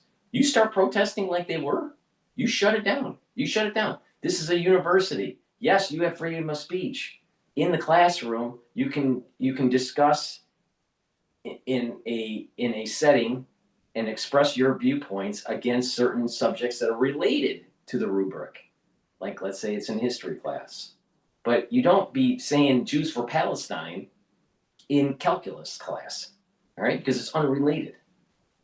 Or let's say there is a debate about a certain subject matter about the Middle East, and that would be the proper time to do it. Where there's equal weight of analysis of both sides. That's what a university should do. All right? But when you have special guests coming for a conference or speaking, and you have another side of the student body shutting them down and threatening them, and then they cancel, that's not freedom of speech. No matter if they were ultra-liberal speaker or ultra-right speaker. So universities should continue to allow those special guests to speak, and that if the crowd is being belligerent, they need to be removed by security because they're not allowing for the expression of one's thoughts. All right, but that's in a controlled speaker setting. But this organic rising up and putting the banners and protesting on the steps of different halls and of the library or doing sit-ins and all this stuff, the university should have shut that down because that's inhibiting the normal process of the university, the normal flow of the university. No, they let it happen. They let it happen saying, oh, it's freedom of speech. Well, these students could have gone on Main Street and done it. They thought it was okay to do it in a safe zone. No. American taxpayer dollars are paying for it and donors are paying for it. And some of those donors are conservative. Some of them are Jewish. Some of them are pro-Israel. Some of those donors are actually from Saudi Arabia. Some of them are from Qatar. There's a wide spectrum of different types of donors. But the best policy for the universities is do not fall into the trap and let the students just organically start to protest. It has to be in a controlled setting. If they start to do it, you shut it down. If they don't allow it to be shut down and they continue on, you expel them or you suspend them. Or we could just push, and then she would be gone. Under intense pressure, including a campaign led by Rufo, Claudine Gay resigned in January and was replaced by Alan Garter. It was a sad episode for President Gay, who's been a committed scholar all her life. Really? Committed scholar? What the hell? Committed scholar? She plagiarized her acknowledgement letter. Who does that? When you do acknowledgements, when you're writing a paper, You know, that's from the heart. You're acknowledging some people that helped you. You thank people that, you know, that help with your research, or your parents, or, you know, friends and family. You don't need to plagiarize. What the hell?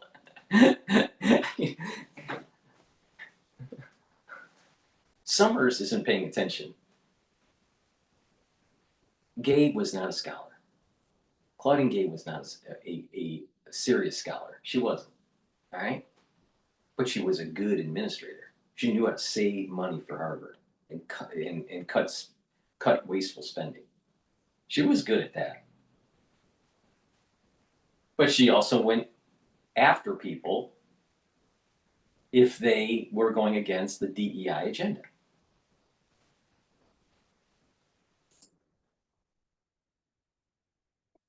But then things started picking up again. We launched our encampment on April 24th, 2024. That So it looks should like it's never very happen. joyful. Yeah. There was So it was.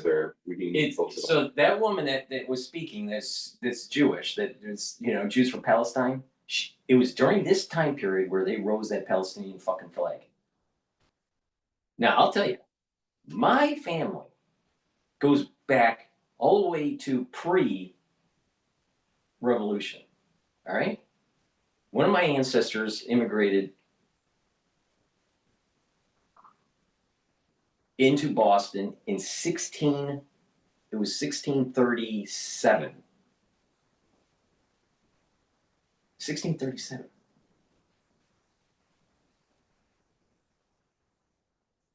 And I have ancestors that actually fought with George Washington during the Revolution.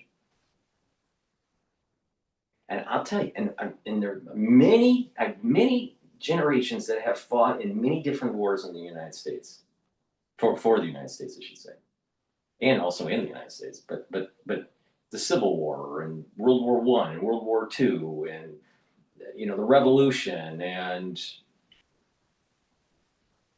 Korea, serving during the Vietnam era, serving during the interim between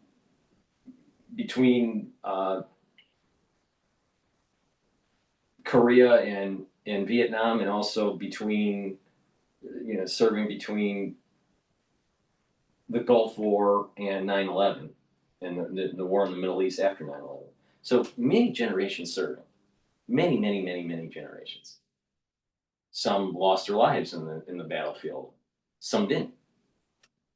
All right, but the thing is that a long history of service, and when it's part of your ethos, which it is for me and for everyone in my family, and you see someone disrespecting the American flag, it is totally fucking unacceptable, and I don't care who the fuck you are.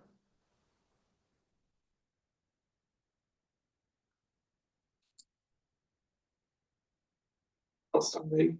There's debates happening on campus. It felt like a really big community advocating for like one shared goal. We're here today to tell the story of liberation. The freshmen live in Harvard Yard, so I lived very closely.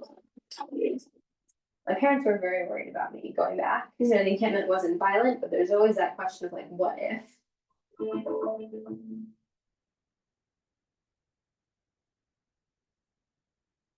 There's a college in the hills of Vermont that's 100% dedicated to students with learning differences. Landmark College offers online programs, bringing the All right. So that was the end of that. Canadian pipeline operator TC Energy, one of North America's The leading bottom energy. line here is this. The bottom line here is this. It's interesting that they shut the video right before the actual encampment was becoming more violent. But, you know, the thing is, people need to realize that, are you going to be for America or not? And, you know, Jews for Palestine, that's not for America. Wake up. Wake up. Because you're just promoting a caliphate. Look at what's happening in Hamtramck or in Dearborn. Or what's happening in New York. Or what's happening in London. A caliphate is starting to take hold.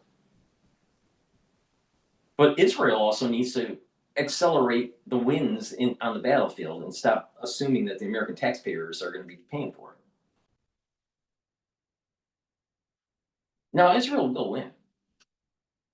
But the American taxpayers don't need to pay for it. Right? The Israelis need to pay for it. And you know, it is true though that the Israelis, through their lobbying group, does sway the movement of politics in the United States. And I'm concerned about that, of any group, no matter who they are. Palestinians, Arab, Jews, really rich people, doesn't matter. Big pharma. I'm concerned about the power of the lobbying group. It's causing negative externalities to the American population because they're pushing policies that are not beneficial to the American citizen. So, you know, but I'm for Israel to take more land through force because that's how you get it. Do you think America just organically grew, you know, the continental United States without doing it by force? Not every country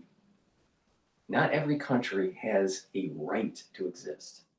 You have to fight for it. And if the Palestinians lose, they lose. Tough. That's the way the jungle works.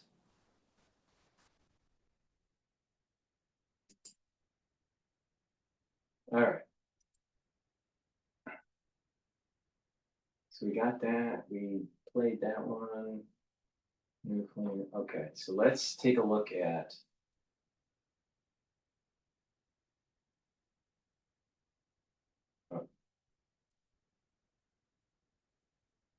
we're going to go over General Comey. A lot of women struggle with getting adequate care. Please go, before we go over that, please go to my store, the-studio-reykjavik.com, and get the gel. You're going to need this for the fall and the winter, super important. And it's dual purpose. You can use it on a wound to help heal it.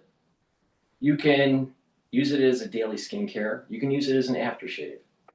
If you're sick or someone around you is not feeling well, put it on your hands, around your mouth, around your eyes, around your nose, around your ears, lightly coat your nostrils. It stays active for 5.5 hours. Go to my store and get the gel. Be prepared for the fall and the winter. Super important. If you're 40 years of age or older, get the vitamin B complex. This will rev up your metabolism, help boost up your ATP levels, and protect your neurons. Resveratrol helps with youthful gene expression, helps to slow down aging. It also helps the health of the mitochondria. It gets rid of cells that are in senescence and boosts up the health of your basal layer for your skin. You actually start looking younger when you take resveratrol. It stacks really well with C60, NAD+, and ubiquinol. Omega-3, dual purpose. What this will do is bring down inflammation, help to control your lipid profile, and reduce the stickiness of red blood cells. This will help with your cardiovascular health, super important, but it will also reduce clotting. And there's going to be issues with clotting in the fall and the winter. So you better start taking omega-3 for the fall and the winter. But if you take it every day, you're actually improving your cardiovascular system. Please go to my store, the-studio-reykjavik.com. And if you're Jewish and you're listening to this show right now, and you're for Palestine, you're just dead wrong.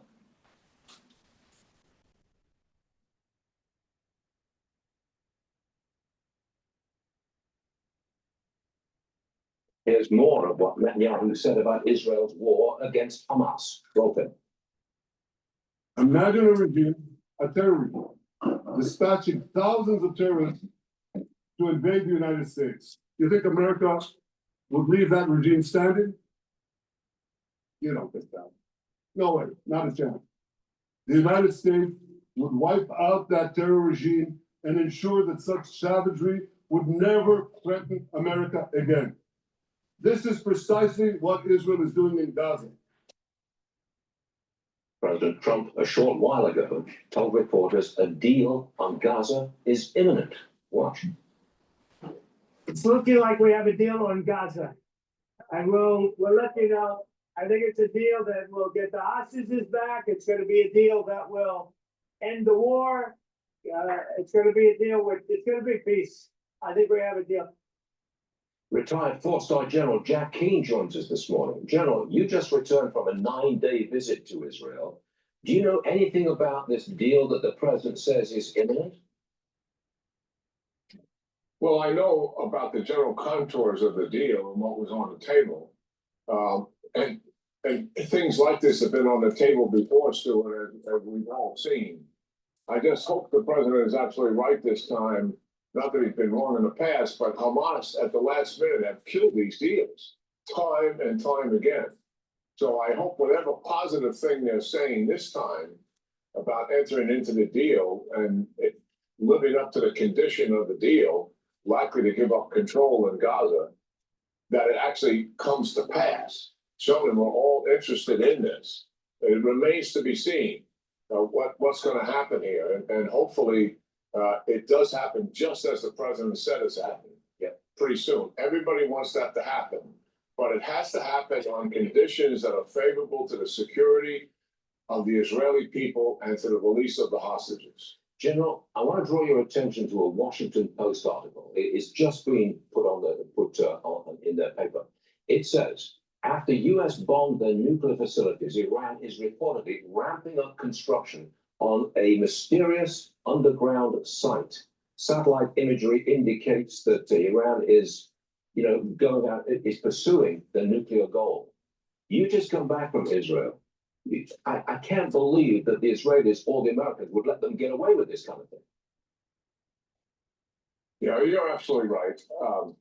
First of all, it's hard to overstate, Stuart, the significance of the geopolitical paradigm change that is unfolding in the Middle East as we speak, that will likely last for decades as a result of Israel, supported by the United States, dominating Iran and also dominating all of Iran's proxies. It is a major sea change for sure.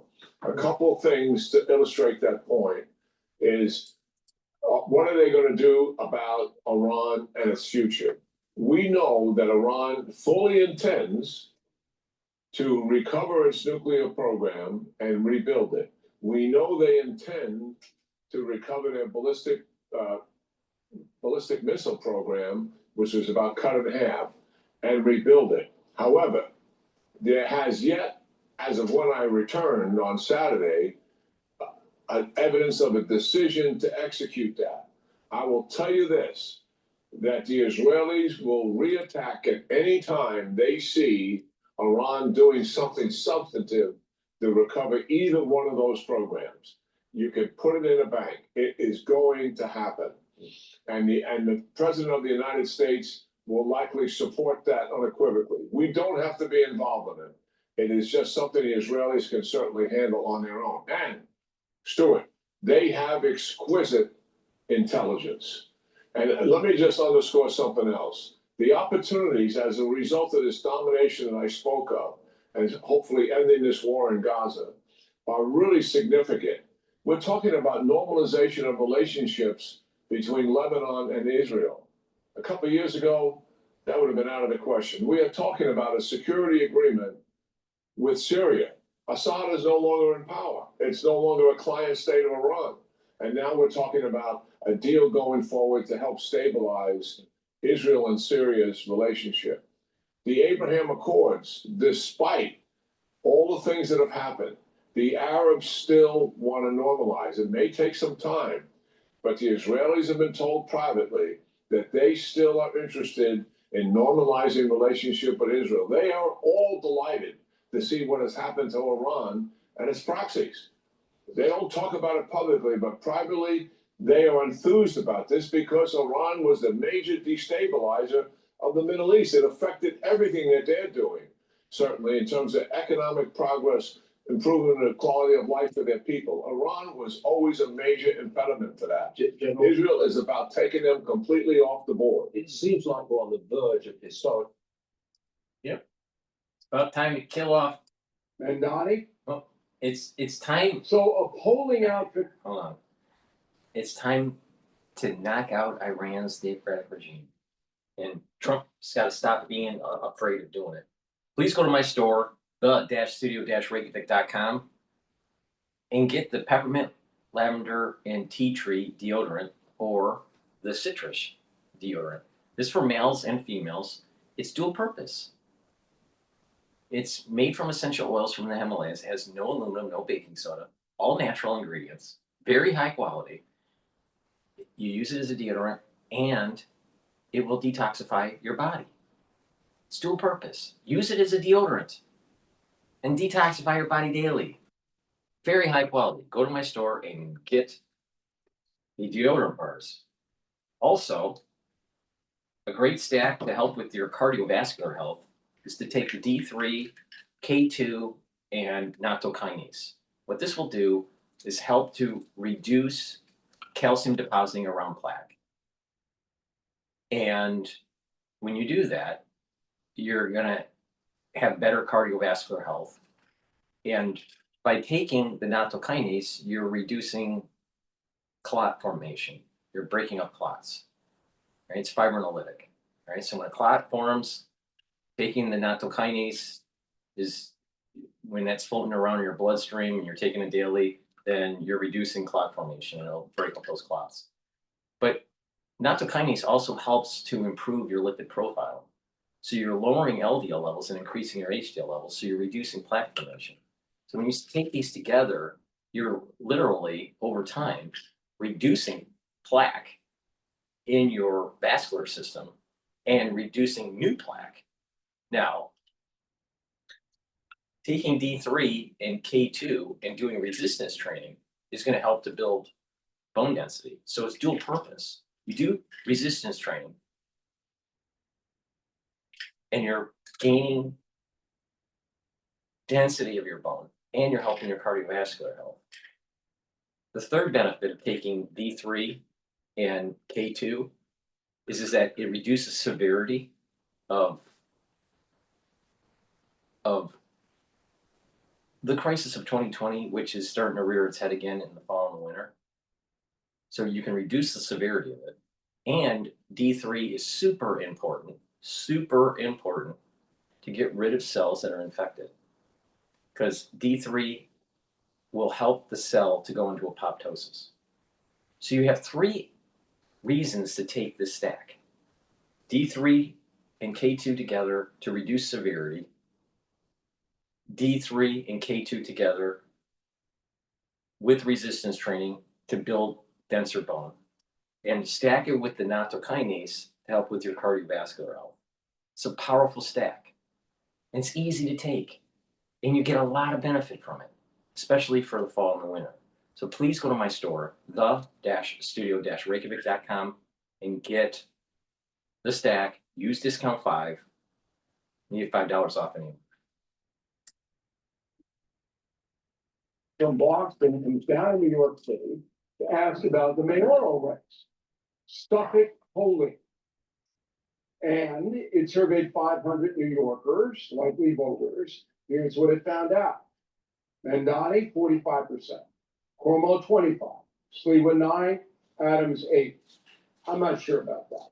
That seems to be a little high for Mandani. Then the Suffolk people asked New Yorkers, what's the most important issue? Affordability in the city, 21%. Crime, 20%. Economy, job, 14%. Housing, 9%. Local response to Trump, 8%.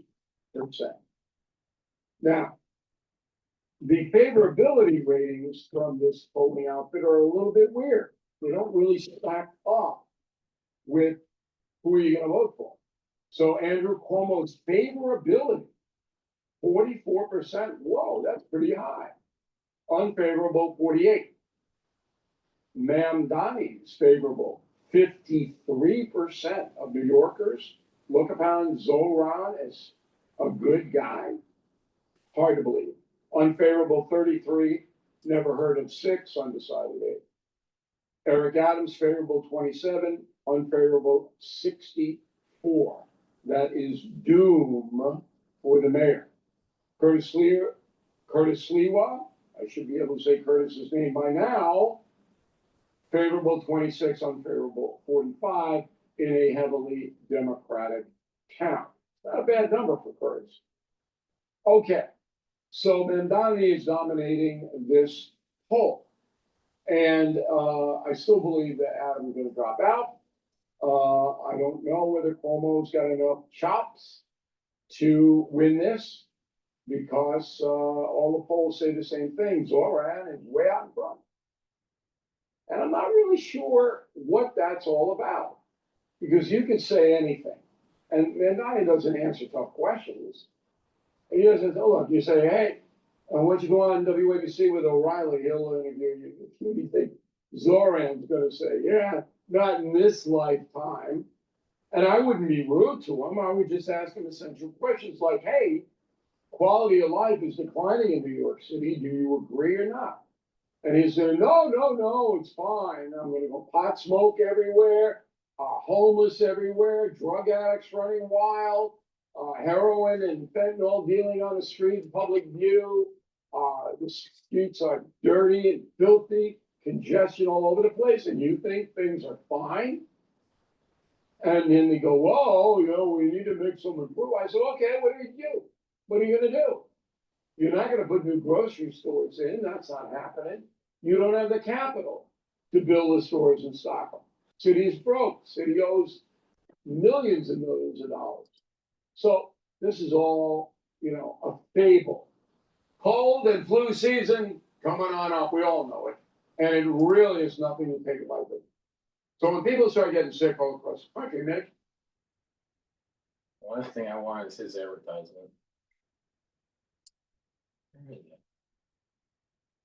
The doctor's office spending all the time. What I have with it.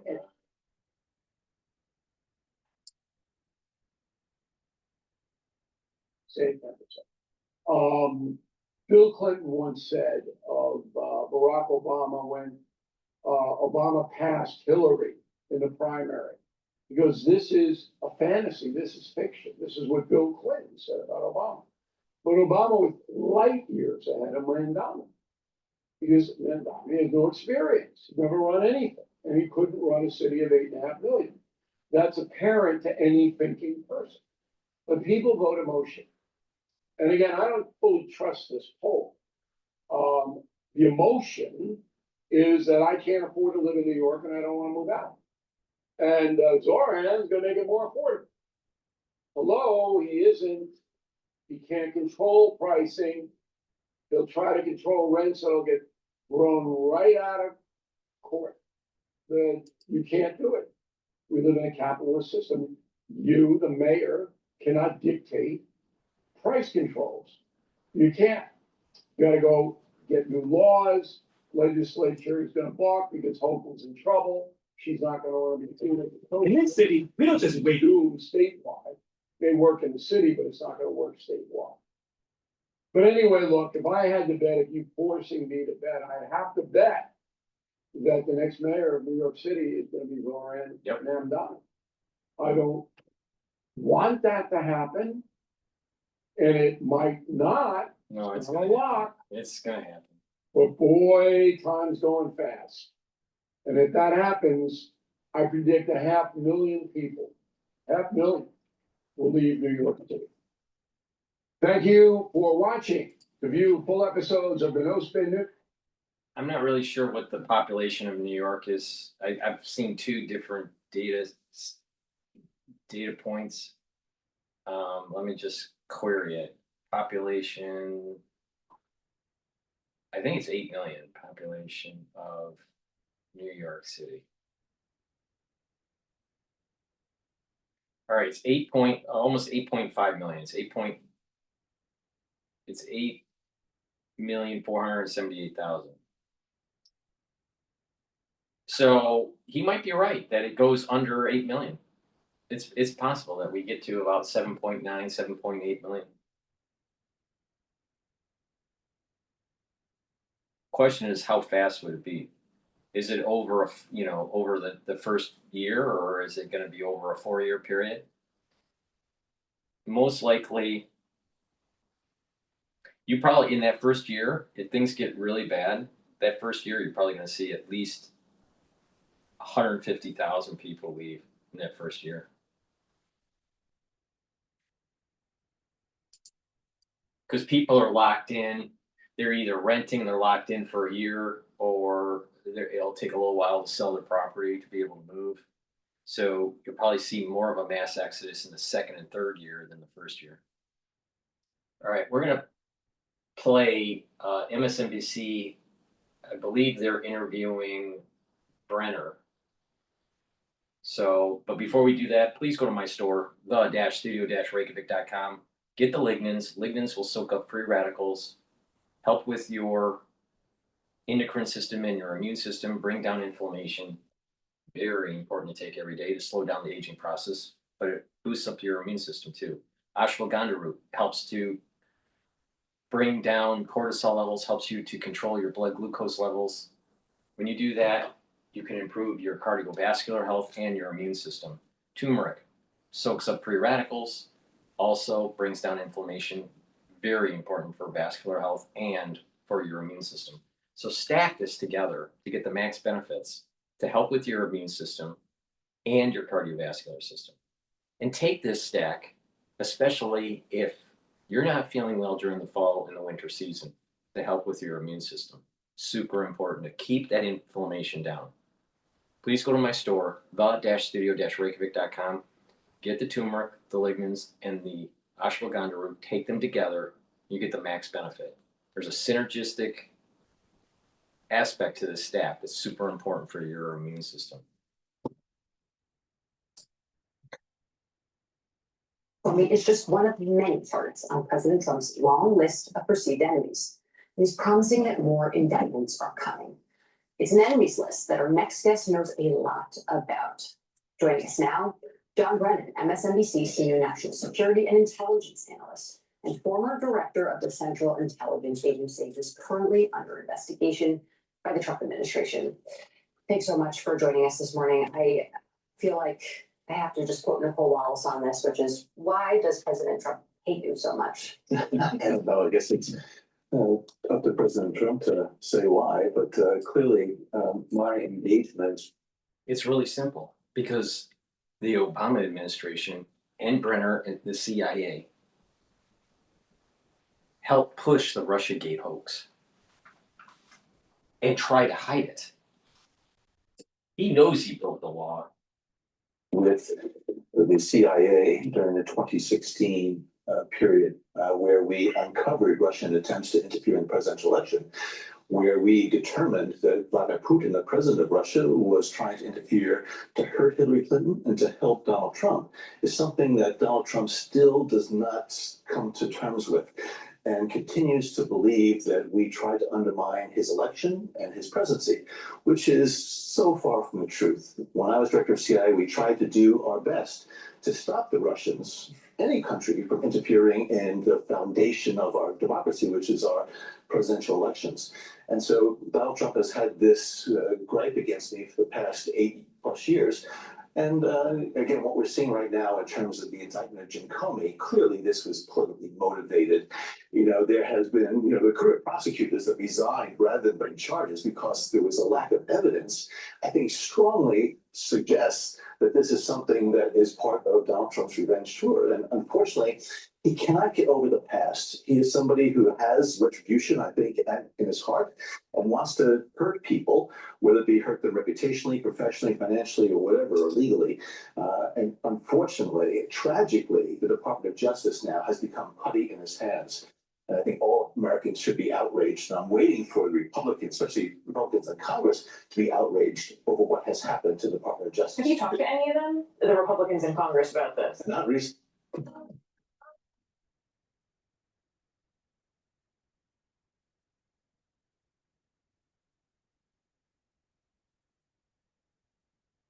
The Republicans in Congress about this? Not recently, no. They don't call me anymore. Not surprising. This is the man who has won the presidency twice, right? There is no better accolade to add to your list of accolades as a human being than to become president of the United States twice. And yet, like you said, he can't get the past out of his head.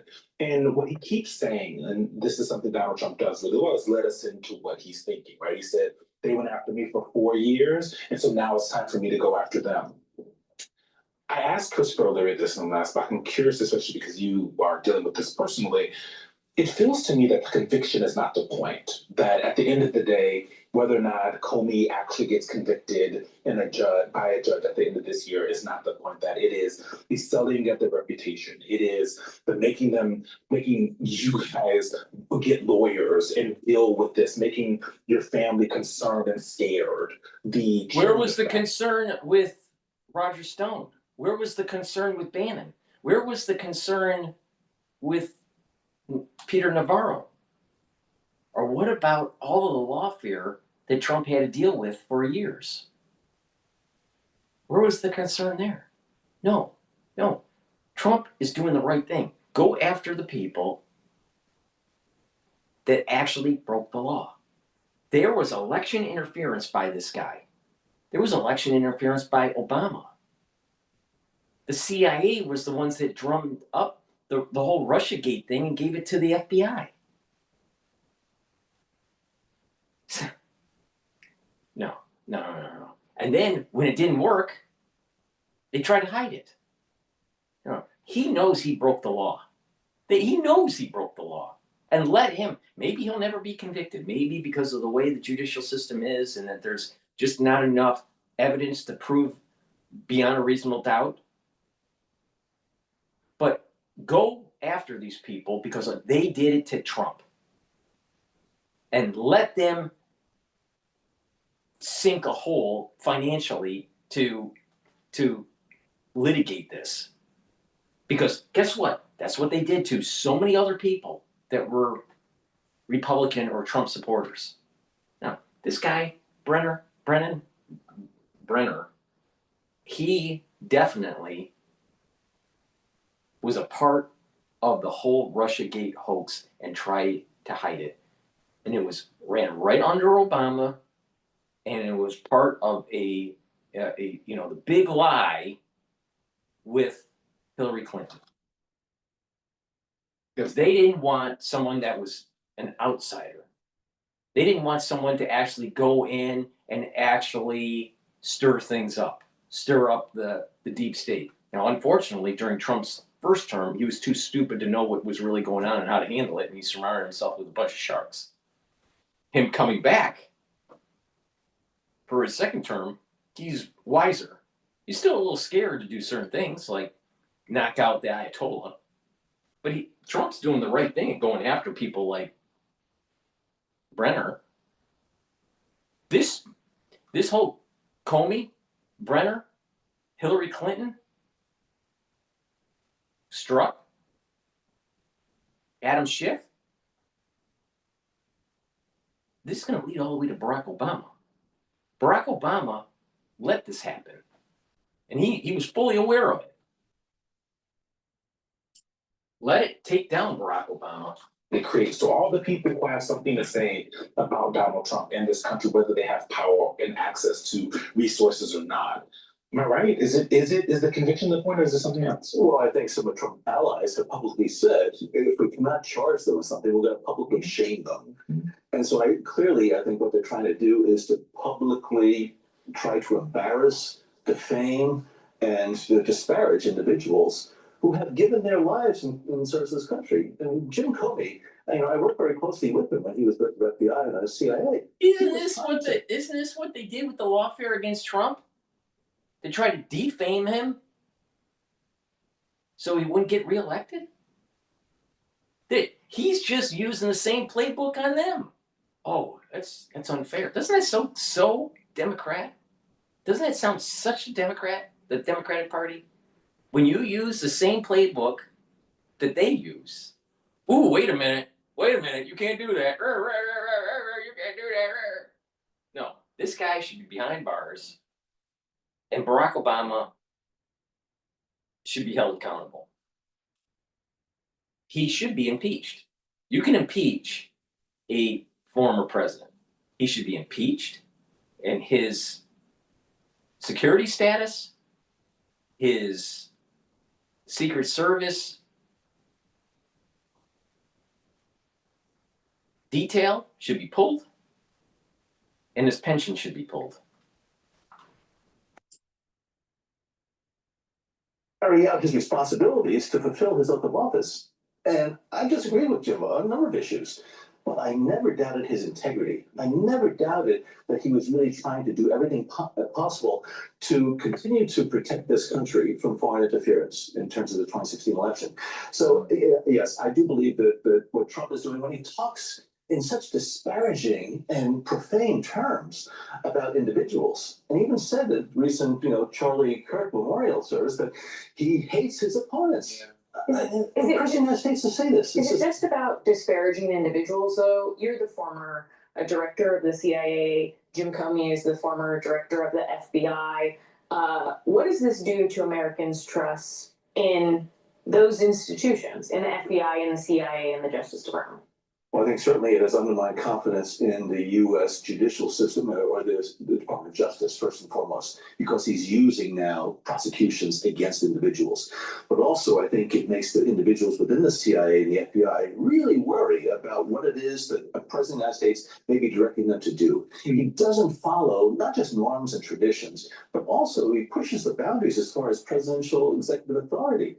And so I really do think, in talking to a number of people, either recently retired or still in government, they really are questioning whether or not this is what they signed up for, and whether or not they can fulfill their obligations, their oath of office, in a way that is consistent with their values and the foundational principles, again, of this country.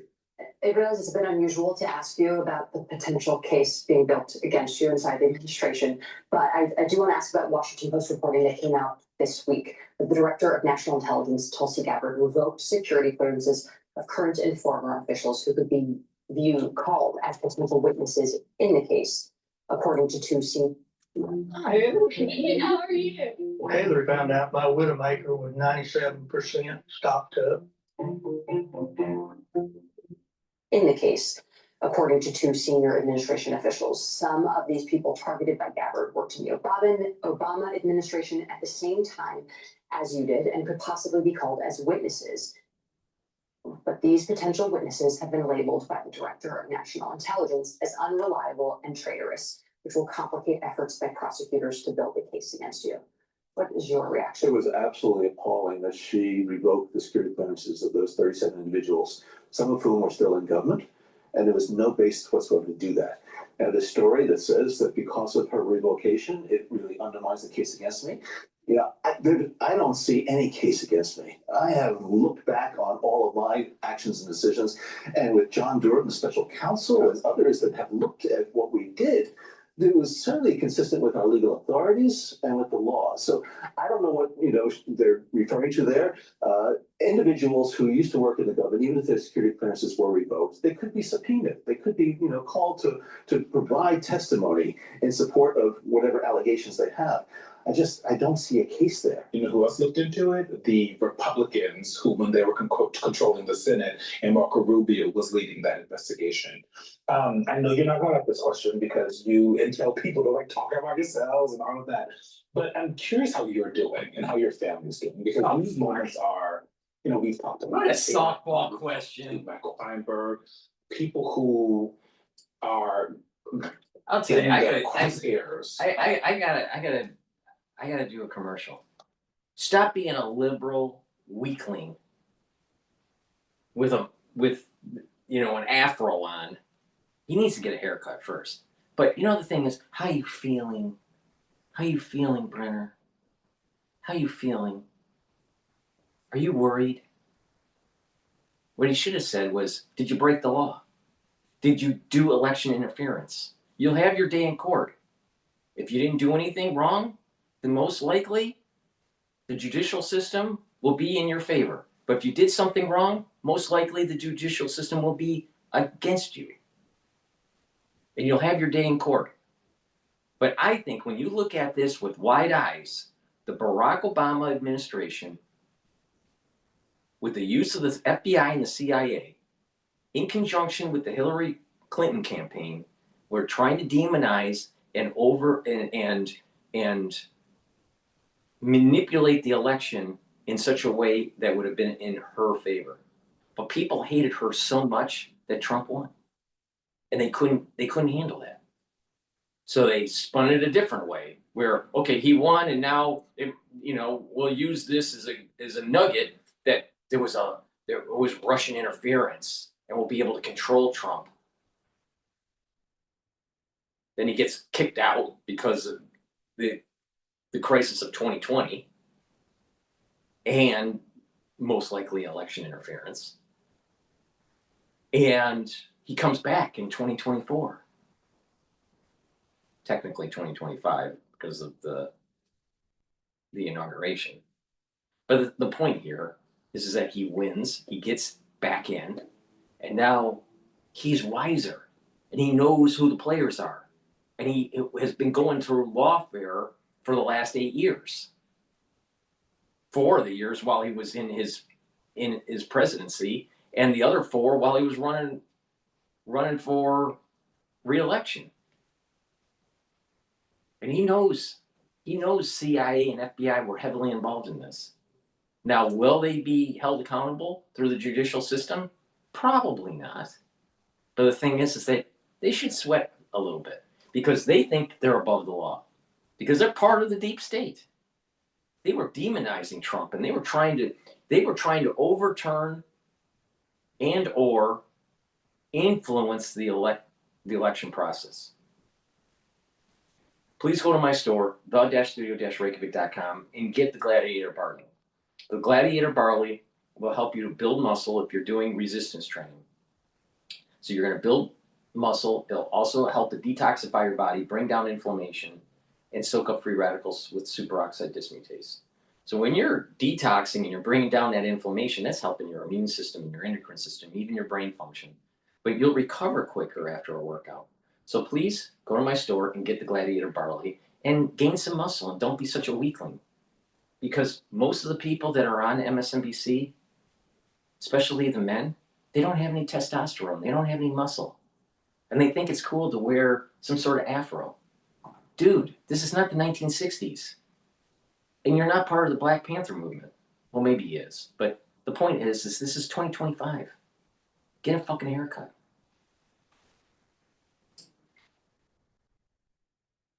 These kinds of possible investigations and how it changes your entire life and how you and your family can operate. So Well, I'm glad that Jim Comey put out that video statement the other night where he said that they're not going to live on their knees, his family, and others shouldn't as well.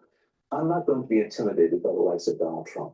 I have always tried to speak my Now, mind. let's just remember,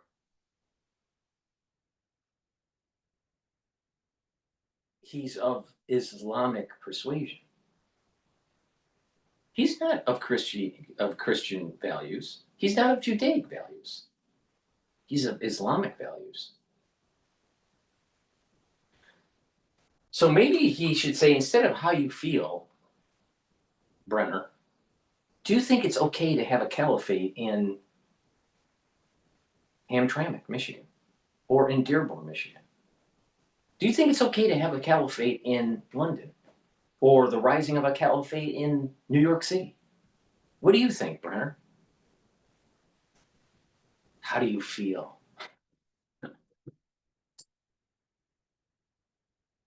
What was right. And clearly there is a corruption and a perversion of the justice system right now within the executive branch. And so, yeah, I don't know what may be coming my way, but I'm not going to do things that are inconsistent with my ethics and my values and what it is that I believe is important.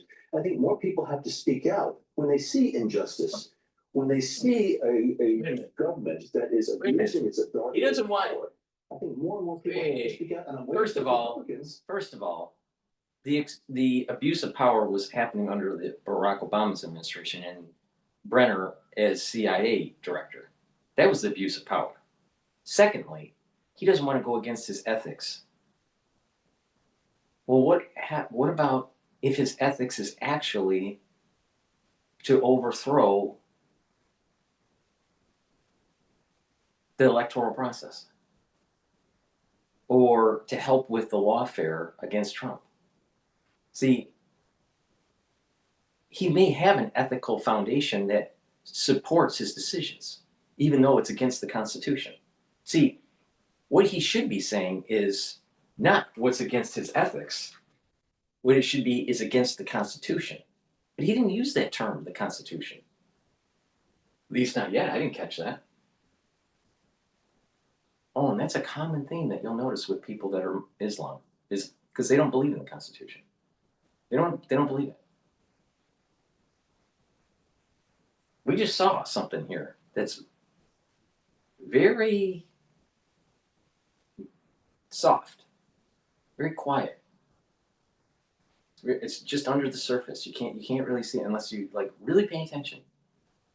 He just stated that he isn't going to go against his ethics. Well, what kind of ethics do you have? Machiavellian has ethics. Doesn't mean it's right. There's utilitarian ethics. There's egotism ethics. Depending on the situation, depends on if it's a good thing or a bad thing. What he really should be saying is did he follow the Constitution? Did he follow the law? Now, you did say earlier in the broadcast that he doesn't think that he did anything that was beyond the legal powers of his position. Well, that might be true. That may not be true. But the little nuances is that if they know that if they are doing something wrong against Trump, but no one can prove that they did it, then he can just say, oh, I was just following the law. I was just following the law. I was just investigating that, this Russian interference. There's no Russian interference. The Democratic Party is interfering. It always has. And he was a part of it. He was a part of it. Where is his true loyalty? To the Constitution or to the Quran?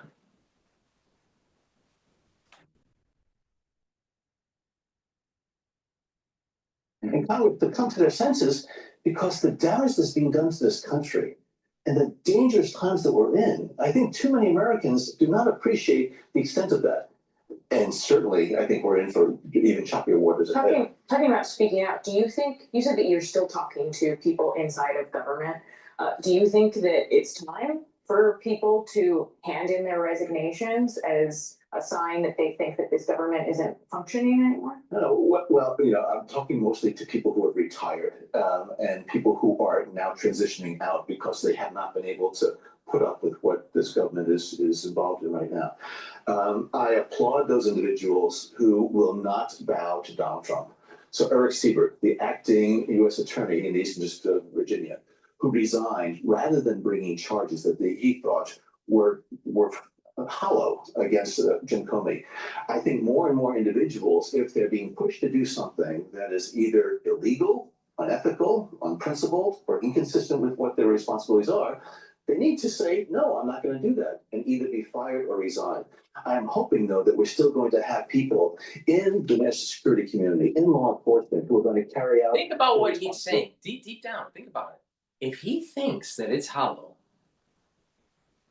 if the establishment that's of his persuasion thinks it's hollow against Comey, then what does he have to worry about? He looks scared. Now, I'm not an expert at reading people's facial intent and all that and the psychology of it. That's a skill set I don't have and I don't really care to have. But the thing is that overall, my gut feeling is he looks scared. And there's other people that are starting to get scared, that are tied to this web. If it's so hollow, why are they scared? Ooh, wait a minute here. Because they know they did something wrong. So what he's been saying for years has been a bunch of bullshit. No, our government needs to go after him. Unfortunately, Bondi hasn't been more forceful enough. They need to hunt these people down and prosecute. And Trump needs to articulate it, which he's failed to do so far. But there needs to be a strong articulation that there was a deep state that was running amok, that was trying to prevent the normal flow of a constitutional republic. And they thought they knew better because they were technocrats. And the ones that were trying to interfere in the 2026 election, in the 2020 election, and even in the 2024 election need to be held accountable. And he's the ringleader. Because this country really depends on the professionals for them to do their work. This country faces so many challenges, both domestically and internationally. And so what we can't do is be distracted by all these politically motivated prosecutions. And again, I'm hoping that my former colleagues who remain inside of the government are going to continue to carry out their duties, full faith that the American people have in them.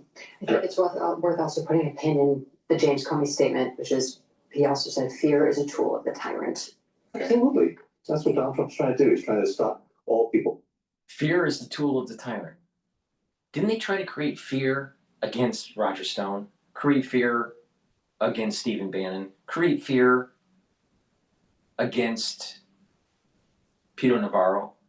Create fear against Trump with all the lawfare to prevent him from running? These people that are saying this actually were major perpetrators of this fear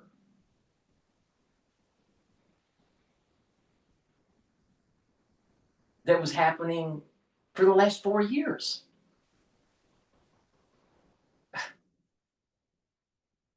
No, Trump is right. He needs to go after them. The thing is that I don't feel that his White House has fully articulated it properly, that the Barack Obama administration actually broke the law. Hillary Clinton's campaign broke the law. It's tied into the Clinton Foundation. It's tied into the FBI. It's tied into the CIA. It's even tied into certain people within, on the Republican side and the Democrat side, that go all the way to the Senate and to Congress. It's pretty deep what happened. It's part of the judicial branch.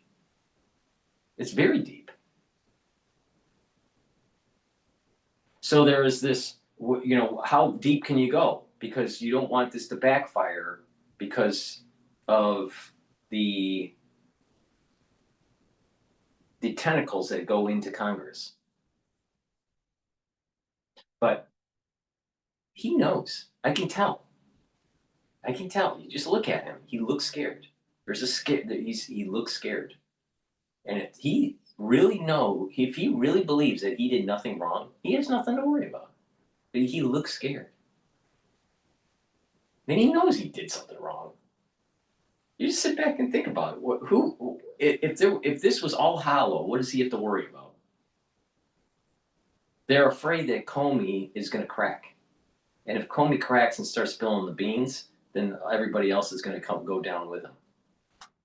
Please go to my store, the-studio-reykjavik.com, and get the Boomer Boost. This has 68 nutrients. This will target a multitude of different systems. It'll help with your brain function, your heart, and your vascular system, increase your energy levels, rev up your metabolism, even increase your strength, help to control your A1C levels. And over time, you're actually going to see that your body is aging slower. Go to my store, get the Boomer Boost, take it every day. It stacks really well with Gladiator barley or heirloom barley, with C60, with the turmeric, ashwagandha, and lignans, with Max 35 and the cleanse, or even the probiotic. So please go to my store, the-studio-reykjavik.com. Yeah, they broke the law, and they know they broke the law. And now finally, Trump is doing something about it. What? Trump sends troops to Portland in crime crackdown. Let's listen to that. Zero helps me take my business anywhere I want.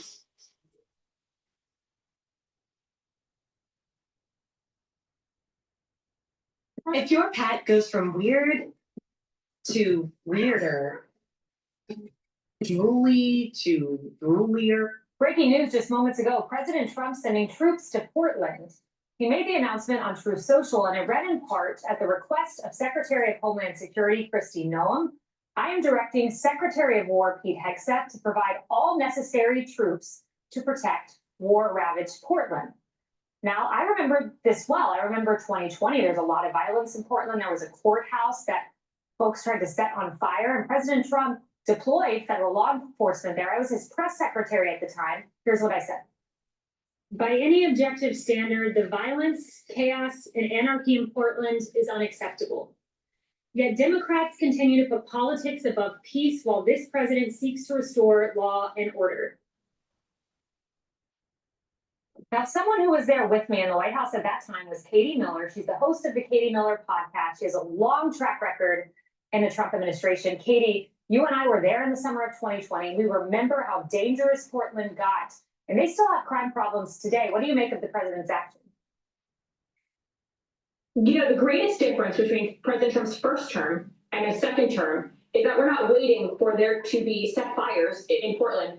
As President Trump said in 2020, it's an anarchist jurisdiction. So what do you do with an anarchist jurisdiction? You deploy as many troops as possible. You gain control quickly. And you say, we are coming for you, and we will not allow the riots in the street like we did in the summer of 2020. This is President Trump's country, and he has promised to make sure that every American feels safe, and that includes our brave law enforcement. We've been the subject to too many violent attacks, whether that be what happened this week or weeks before that. It is not acceptable to attack law enforcement who are just carrying out the duty that Congress has charged them with.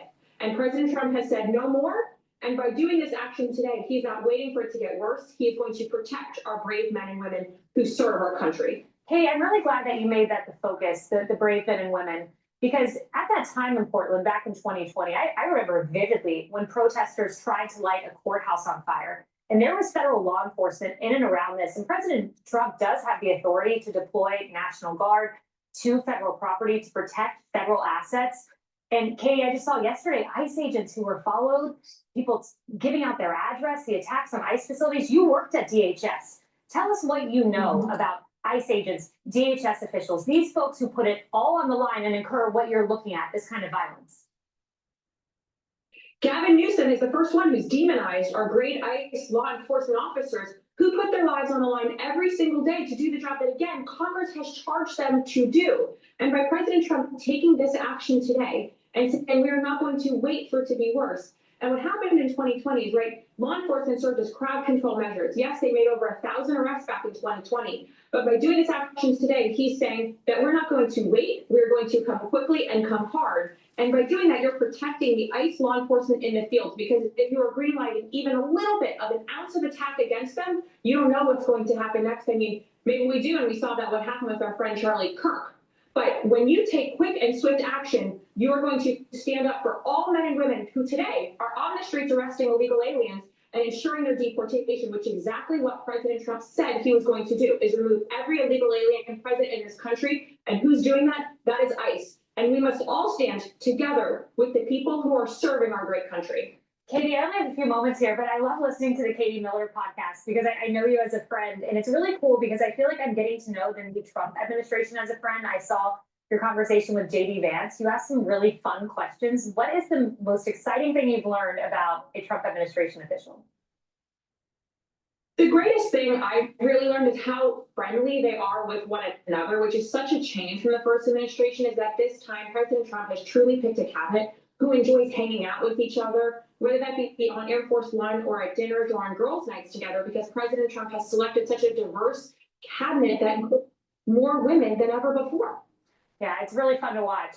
Like my friend Caroline Levitt and Margot, they're all great friends, truly, really, and they're doing a great job. Katie Miller, thank you. I'm Steve Ducey. I'm Brighteon Channel. And I'm Ainsley Earhart. And click here to subscribe to the Fox News YouTube page to catch our hottest interviews and most compelling analysis. All righty. Let's listen into MSNBC saying on how the Comey prosecution is all wrong. It's wrong by the Trump administration to do this. Please go to my store, the-studio-reykjavik.com, and get the heirloom barley.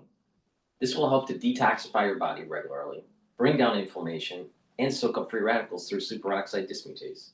Why is this important? By detoxifying your body regularly, you'll be healthier. Your immune system, your endocrine system, even your brain function will improve. Your vascular system will improve. Why? Because if you bring down inflammation, you're reducing stress at the vascular level and you're reducing plaque formation. In addition, by bringing down inflammation, you're helping with your joint health. You'll recover quicker after a workout. You're boosting up your immune system. Super important. Detoxifying and bringing down inflammation will slow down the aging process. And soaking up free radicals, well, you won't rust. If you noticed, when you get older, you rust faster. You know why? Because you're building up more free radicals. So doesn't it make sense to actually soak up those free radicals? Either listen to Dr. Paul Cottrell, or you're going to be you'll just age faster. Do this protocol. Follow my advice. Take the great supplements that I offer. It works. It's stuff that I take every day. Now, I'm older than Alex Jones. I'm older than Alex Jones. Let me repeat. I am older than Alex Jones. Now compare me to Alex Jones. Whose supplements do you think work? Please go to my store, the-studio-reykjavik.com. Dr. Paul Cottrell is far better in terms of helping you slow down the aging process and boost up your immune system so you can weather the storm in the fall and the winter compared to anybody that you listen to on the internet.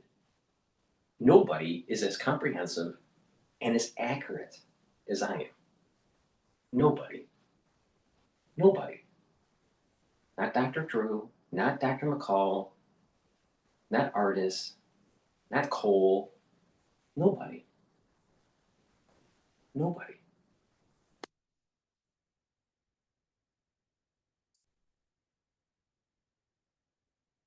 When we hit that first 1 million sales in our first year of business, it was surreal. This is definitely going to be a thing. Grip, stability, precision. That's the essence of driving. Lawfin.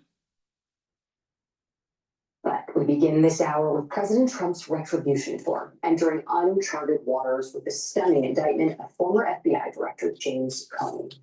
Comey was charged Thursday with 2 felony counts, making a false statement and obstruction of a congressional proceeding, just 5 days after Trump publicly pressured his attorney general on social media to prosecute Comey, as well as several other of Trump's perceived enemies, including Senator Adam Schiff and New York Attorney General Letitia James.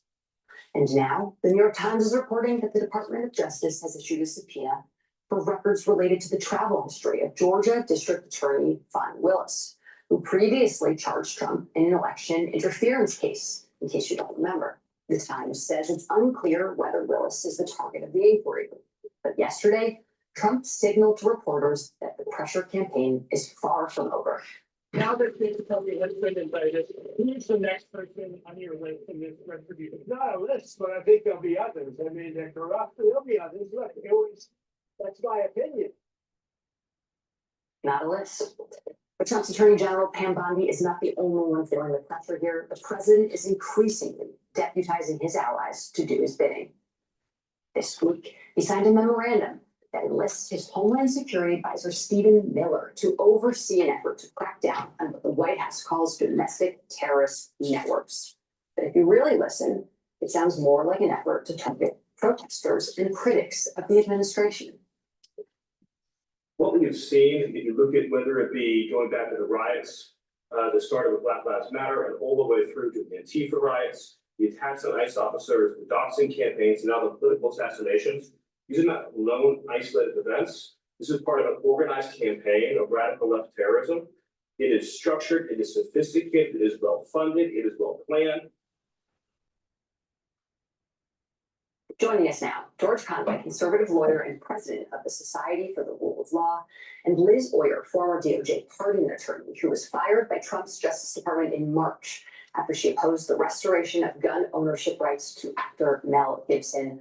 Also joining us, Michael Feinberg, former assistant special agent in charge with the Federal Bureau of Investigation, who also resigned earlier this year after he says he was threatened with a demotion because of his friendship with Peter Strzok, a longtime Trump target. Michael, actually, I want to start with you here mentioning Peter Strzok. I mean, who is next on the list on Trump's retribution tour?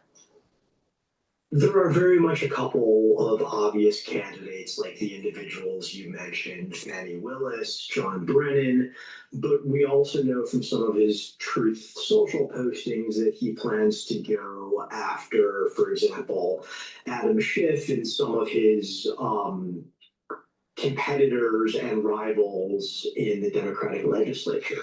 But I think it's important to note that however many names we currently know, This is good. This is a good graphic. Grow and it's never going to end as long as people. This is a good graphic. Okay, indicted, Comey, under investigation, Lisa Cook, Loretta James, John Brennan, John Bolton, Adam Schiff, Jack Smith, Miles Taylor, Christopher Cribbs, pressure to investigate, Barack Obama, Chris Christie. This is a new one. I didn't know about Chris Christie.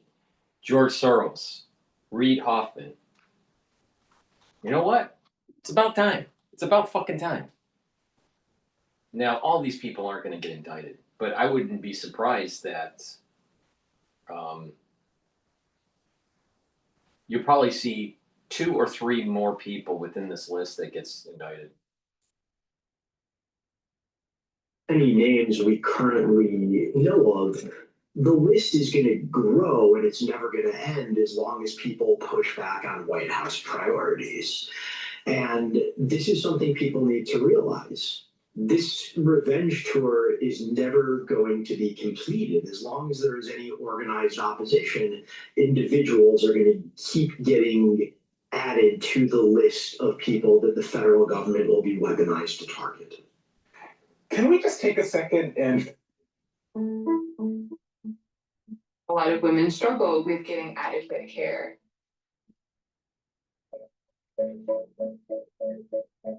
Can we just take a second and cut your realize fucking how hair? Absolutely insane it is to even be talking about a list.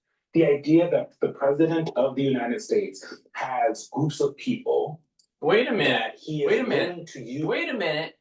The Biden administration did this against people that were supporting Trump. No. Wake up, dude. Wake up. This is retribution because of what Biden did. No. Wake up. They broke the law and they need to be held accountable. The federal government against, right? Because we're not just talking about the DoJ. Now that Stephen Miller has whatever job he has, and he's going to start going after these different groups of Democrats, right? It is actually insane that that's where we are. I had to say that. But sometimes driving that insane. But one of the things that is undergirding all of this is Trump using his personal attorneys because he knows their loyalty as the tip of the spear. Lindsay Halligan, we've talked about her, who has never prosecuted anything, but I want to, here's some of the headlines about her. 36-year-old Miss Colorado hopeful who only worked 3 federal cases before Trump promoted her a U.S. attorney. Everyone's saying no. Trump hires Florida insurance lawyers. Top attorneys refuse to work for him. This is in August of 2022.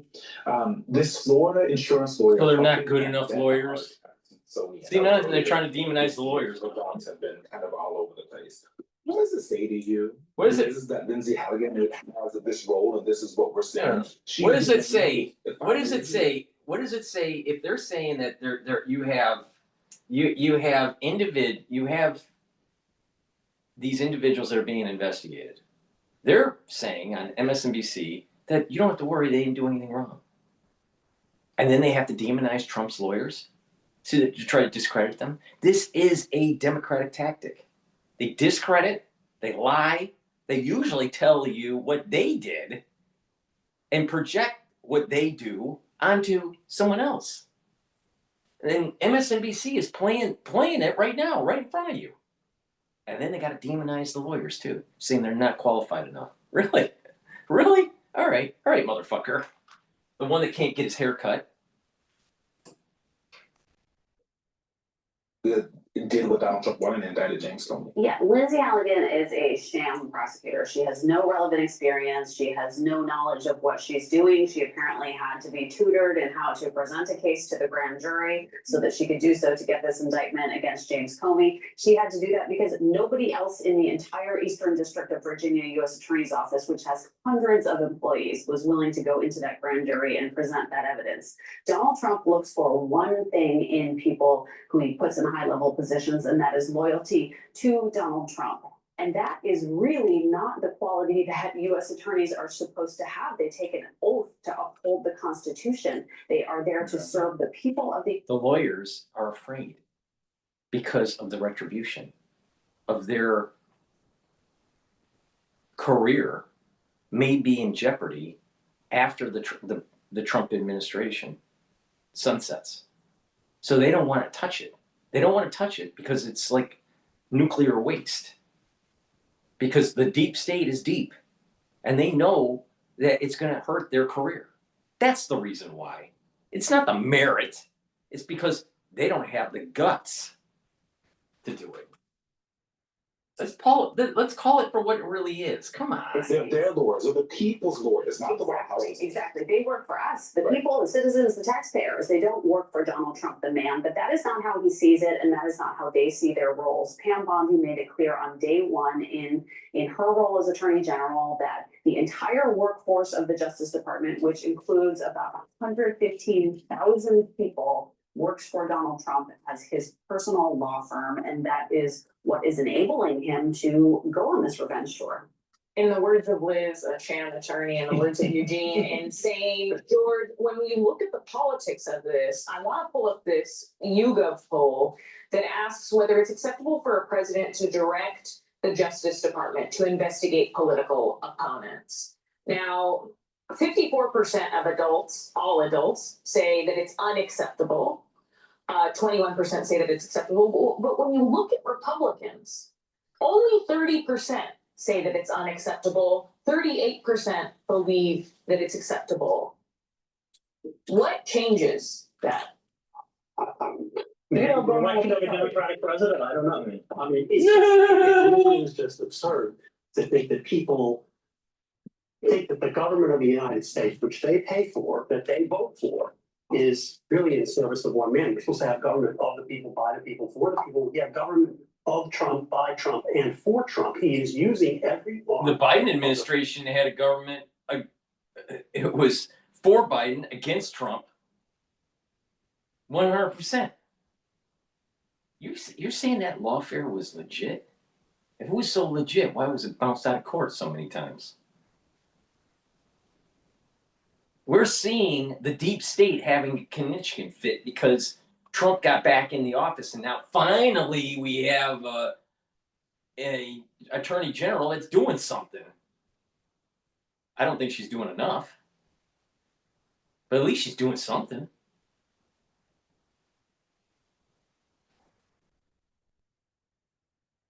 These people need to be held accountable, because if they're not held accountable, they're going to do it again. The deep state thinks that they're above the law. The deep state thinks that they're above the Constitution. The deep state thinks that they can get away with it because the little people that vote for the President of the United States don't know any better.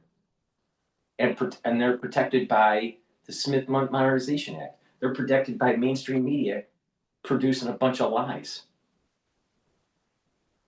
Why is this guy so hateful of Trump? Why did Kelly Conway divorce him? Is it because he can't get it up? Can you imagine having dinner with this guy constantly and you're a Republican?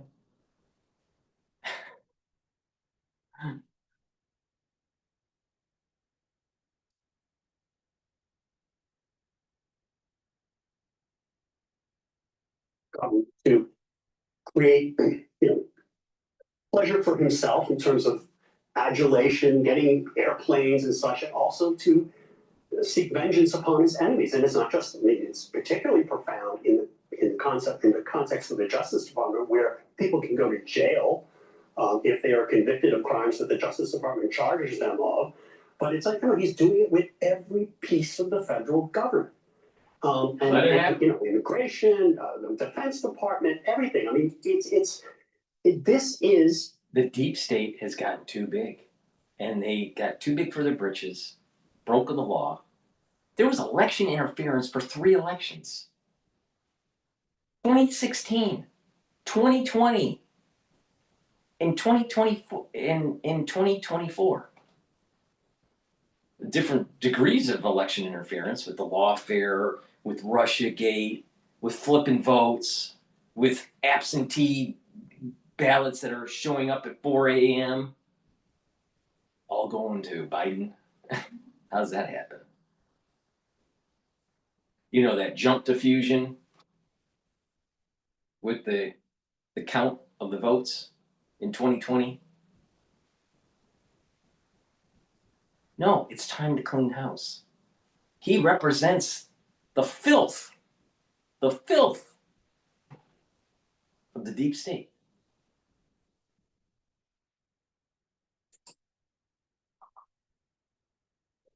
So anti-democratic, so anti-constitutional. I think more people are starting to take notice, but the Republicans, you know, those Republican poll numbers just show that they are just, so many Republicans are just, they want this. They want Trump to run a government for himself because for some reason it gratifies them to see him go after people they perceive to be their enemies because they're Trump's enemies. Well, and George, we were just talking about this. I think it's really important for all of us to take a step back and look at how we got here. Trump is trying to avenge his the people that he thinks caused the majority of his legal problems rooting from 2016. The investigation into his campaign's ties with Russia. That was technically a Trump DoJ that investigated him for those Russia ties. Technically, under his administration. It's so long ago now, it's really hard to process that. But ever since, there were enough Wait, I want to read the Brighteon. safeguards in I have a headache today, and it's just look at how we got here. Trump is trying to avenge his the people that he thinks caused the majority of his legal problems rooting from 2016. The investigation into his campaign's ties with Russia. That was technically a Trump DoJ that investigated him for those Russia ties. Technically, under his administration. It's so long. Yeah, but the thing is, the deep state, that's the whole point of the deep state. It straddles multiple administrations. That's how they have control. And when a new administration comes in, they really don't know how it's really working, unless they're part of the deep state. And he was such an outsider, he was oblivious to it. That's the whole point of the deep state, that administrative state. They straddle different administrations for continuity of policy. But what happens when the president, who is dictating policy, wants to change direction? Then the deep state has a hissy fit. Well, they're in control, not the president. This is my point. The deep state is unconstitutional because they're not following the edicts of the president. As long as that he's within the guardrails of constitutional provisions. That's they admitted to the very problem. They don't even realize it. Russiagate and the Barack Obama administration, because it starts there, and it was investigated through the Trump administration, but there were still deep state actors that were holding it back. You had Jeff Sessions that didn't want to do anything about it. You had Mueller that was taking forever and couldn't even speak a word after he wrote the report. So you had actors that were deep staters they were continuing on that whole policy from Barack Obama's administration, even though it was being investigated under Trump's administration. This is the problem with the deep state. You need to hold them accountable. And it goes right to the CIA, it goes right to the FBI. I mean, even Lindsey Graham, I think, should be held accountable. He's a Republican. He seems to be a Trump supporter. When they started waving that because he's compromised, because he's a homosexual, and he was compromised, you know, Lindsey Graham goes, well, wait a minute, maybe we should, you know, really investigate secretly with the court system and look into what's going on with the Trump administration. Maybe they're compromised with Russia. And it was only later that Lindsey Graham ended up being on the side of Trump. Lindsey Graham helped this to get legs. Because anything that's coming from the CIA talking about Russia must be right. That's Lindsey Graham. He's just like McCain. So we should hold Lindsey Graham accountable. Everyone that was involved in that Russiagate should be held accountable, and some people should be held for treason. Not everybody, but some people high up should be held for treason. That includes Barack Obama.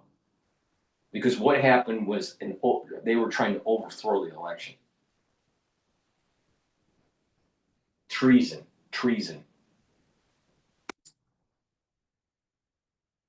Now it's really hard to process that.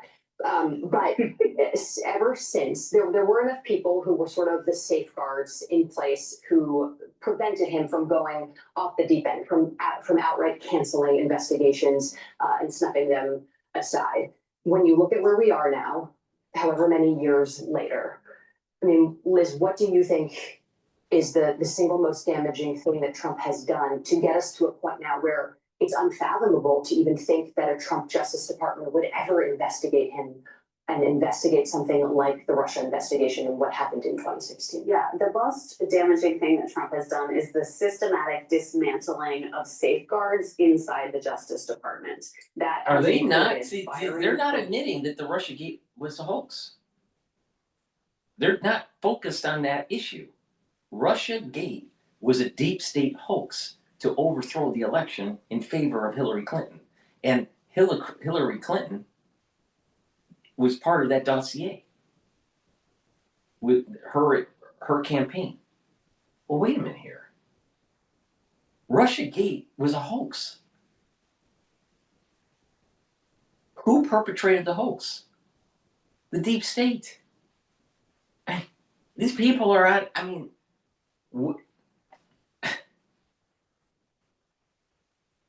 they're not paying attention to the root cause. No, it's Trump derangement syndrome. Trump must be at fault. Trump must be at fault.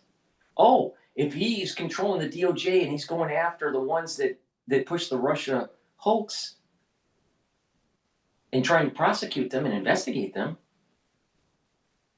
then the DOJ won't investigate anything bad against Trump. Because Trump must be doing something bad right now. Must be. Must be. There's no evidence of it, but he must be doing something bad.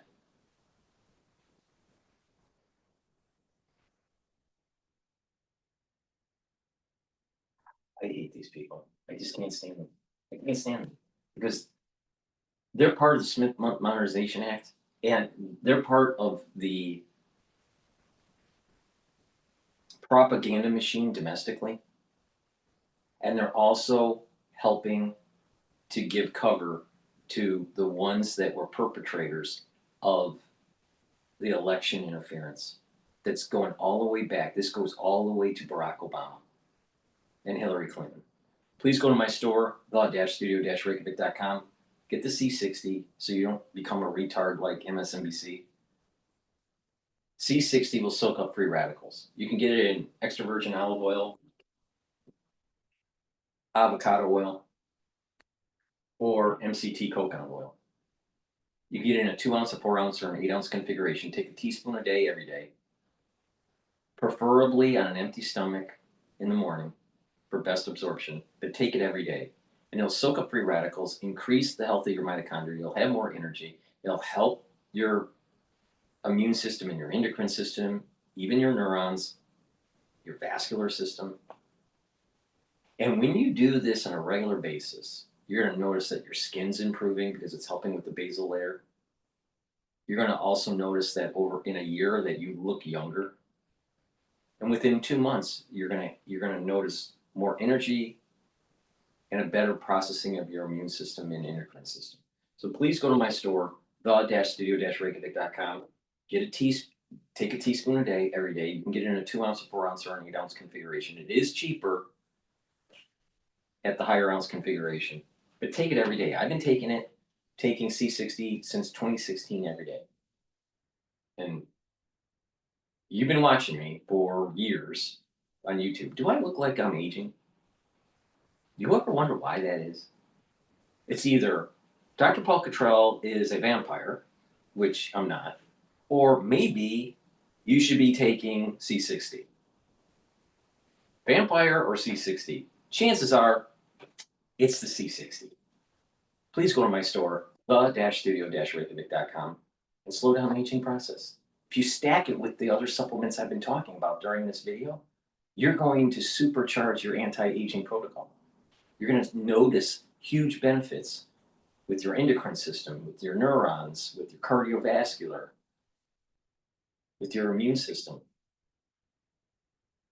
Stack it like I've been telling you, and you are going to do wonders in terms of slowing down the aging process. And you're going to be able to weather the storm in the fall and winter, which is super important. Please go to my store, the-studio-reykjavik.com. Let's continue on with the retards on MSNBC. Experts who could stand in the way of his political agenda. He fired the ethics chief, the professional responsibility chief, the person who oversees transparency so that the public knows what's going on in the department. And he has at the same time loaded the department up with people who are blindly loyal to him, people who served as his personal attorneys in the past and are continuing to treat their official powers in that way. And his approach to the administration of justice, it is fundamentally un-American. You get prosecuted if you don't agree with Donald Trump. You get special treatment if you support Donald Trump or you boost his message. And that is fundamentally at odds with the equal justice under law that we've always been striving to achieve in this country. All right, let's listen to Times Radio about a similar topic here. When you pay around with Built, you earn valuable points every month to redeem toward flights with world-class airlines, stays across all major hotel programs. We see that how easy it is to actually have a vindictiveness to the Department of Justice to be weaponized in a way we've never seen before. And I'll say it's actually quite scary and one I never envisioned I would see in my lifetime in this country. Mark, to what extent should we say and can we say that James Comey's indictments make him the latest victim of our Trump retribution agenda? I think it's very clear that he is, and I don't think we need to even take my word. We just listen to the words of Donald Trump and his allies. You know, anyone can go on X and look at the key members of those from Project 2025 and what they're saying. He's a lawyer. Now, I don't know if he's an American lawyer or what, but would you hire him as a lawyer? I mean, come on. It's time to cut the hair, dude. You're a professional. You're a lawyer. Oh, he's a liberal lawyer. I guess liberal lawyers look like that.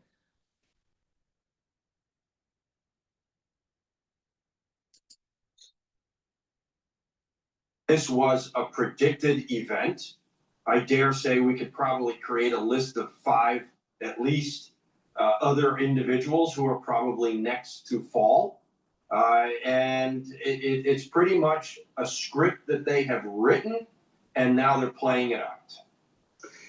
In terms of how this is actually being played out, isn't it true and fair to say that this is only possible because the US justice system is so overtly politicized anyway? You know, it's interesting.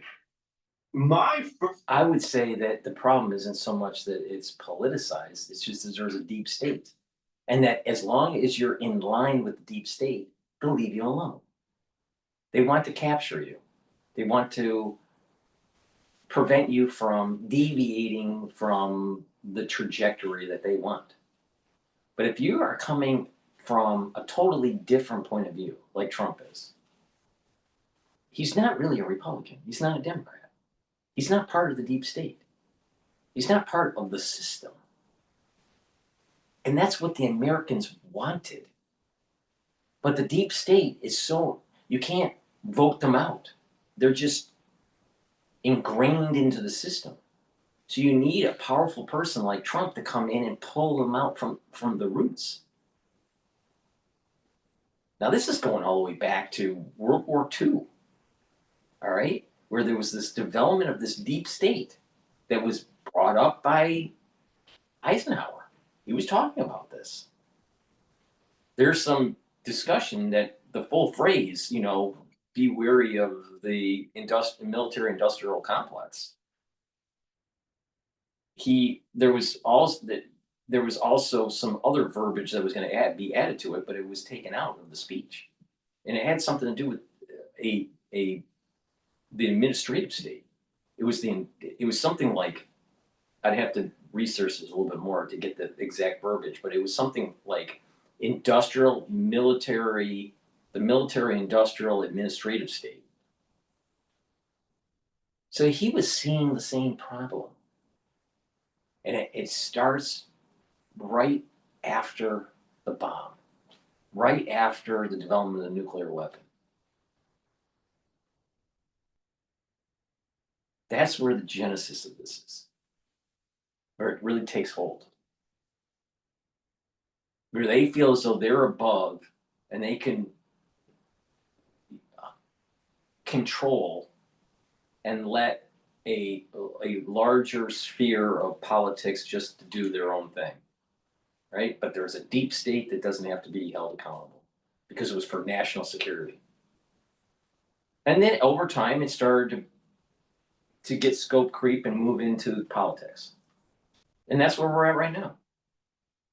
Now, if you stop the nuclear weapon proliferation, let's just say, you know, we abolish all nuclear weapons. That's just in the fantasy world, all right? And we abolish all nuclear weapons. You're going at the very core of the deep state, the administrative state, the national security state. If you no longer need nuclear weapons, you no longer need all of these super apparatuses to help protect the whole national security state.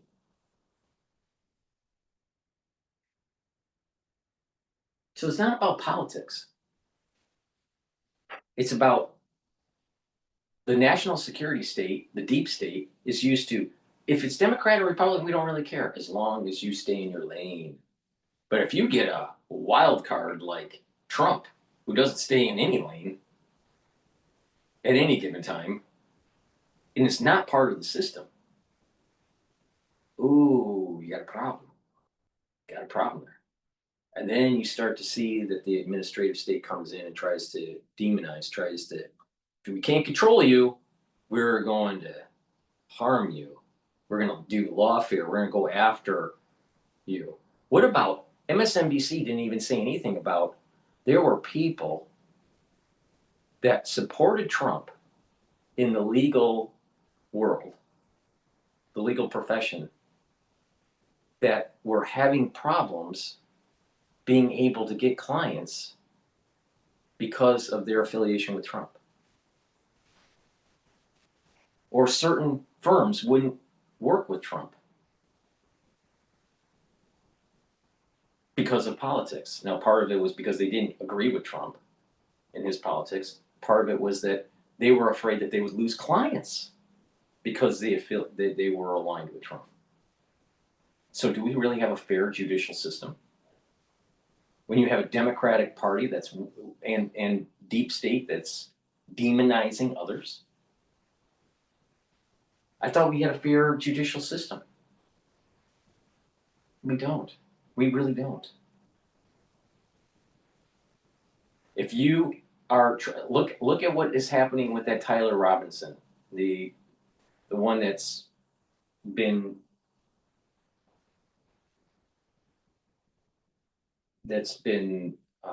charged for the assassination attempt for Charlie Kirk. He was having a hard time getting a lawyer. Now I don't know if he's obtained a lawyer now. He may have, he may not. But at least during the charges, he couldn't get a lawyer. Why? Because there was no law firm that was willing to take it. No one wanted to be associated with it. That's not fair justice. Lawyers are supposed to be able to represent a client even if they don't agree with the client. Because that's the way the justice system is. It should be blind. The justice system should be blind, and you should be able to get representation. We're not getting representation. People don't get representation because of either what they have done is so there. It's such an atrocity that no lawyer is willing to take it on because it will damage their reputation. They're more care about their reputation. But that's not the type of judicial system that we really have. It shouldn't be that way.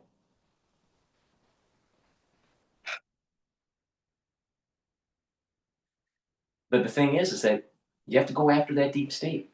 Because in 2016, in 2020, and in 2024, there were different elements of trying to overthrow the election against Trump. And it was by the grace of God that he was able to come back into the scene and be the president again for a second term. And I suspect that the deep state was involved in the assassination attempt.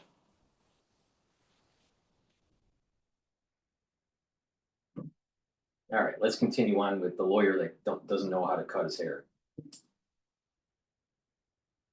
First experience with a government was the British government. I actually worked in the House of Commons back in 1988. All right, so he's right. For the Tories when So he was UK. Prime Minister. Absolutely. Now it totally makes sense. The greatest experience I probably have had for a job. And there were very interesting differences between the two systems. Now having worked in and around the government, never worked in the government, always represented people who work in the government for 30 plus years, never at least the federal level. What we have seen with Donald Trump, especially in the second administration, is how fragile the American democracy actually is. We are based very much off of obviously the British system, but the norms are what control a lot of how our practice operates. And we have now seen that it doesn't take much to exploit the loopholes, the things that normally people would never say out loud, which now the Trump administration does. And we see that how easy it is to actually have a vindictiveness to the Department of Justice to be weaponized in a way we've never seen before. And I'll say it's actually quite scary and one I never envisioned I would see in my lifetime in this country. Yeah, but that weaponization was happening under the Biden administration. Those loopholes and the national security state was weaponized against Trump under the Barack Obama. Why isn't he saying that? Why isn't he saying that? What about the national security state, the CIA, faking the story that there were weapons of mass destruction in Iraq right after 9/11? Where's that? See, this is not about the Trump and the weaponization of the DoJ. The bigger issue here is that you have a national security state, a deep state that's out of control. And someone needs to get it back into control because they weren't voted into office. Now, I suspect that the framers of the Constitution, and with the equal branches of government, the legislative, the executive, and the judicial, was framed in such a way that it is rock solid. Now, could you have bad actors happen, that affect certain agencies underneath the executive branch? Yes, but there is a means for the legislative branch to stop that. So the democracy is still going to be upheld. But the thing is that you have people that are not voted into office, that are career deep staters, administrative state, whatever you want to call it. But the thing is that they feel as though they're not beholden to the voter. We the people. You saw that with just the text messages with Peter Strzok, with his girlfriend. Are you going to let Trump become president? No, we're not. Well, wait a minute. What, your opinion is above the we the people, the voters' opinion? That's not what our framers of the Constitution had in mind. And oh, by the way, one of my relatives actually was a signator of the Constitution for New Jersey, which surprised me when I found that out. But the bottom line is this, So I suspect that the framers of the Constitution and the ones that ratified it understood that there was going to be branches of government that were going to be trying to supersede the other branches, and that there were means to stop that from happening. Now, what means that? Now, the deep state has grown too big and it's metastasized. And it's the legislative branch and the judicial branch that's going to have to prune the tree of the deep state. And maybe this is the growing pains of doing that. That you had to have someone coming in that was totally an outsider like Trump to actually upset the apple cart. So what's wrong with that? What's wrong with that? What's wrong with that?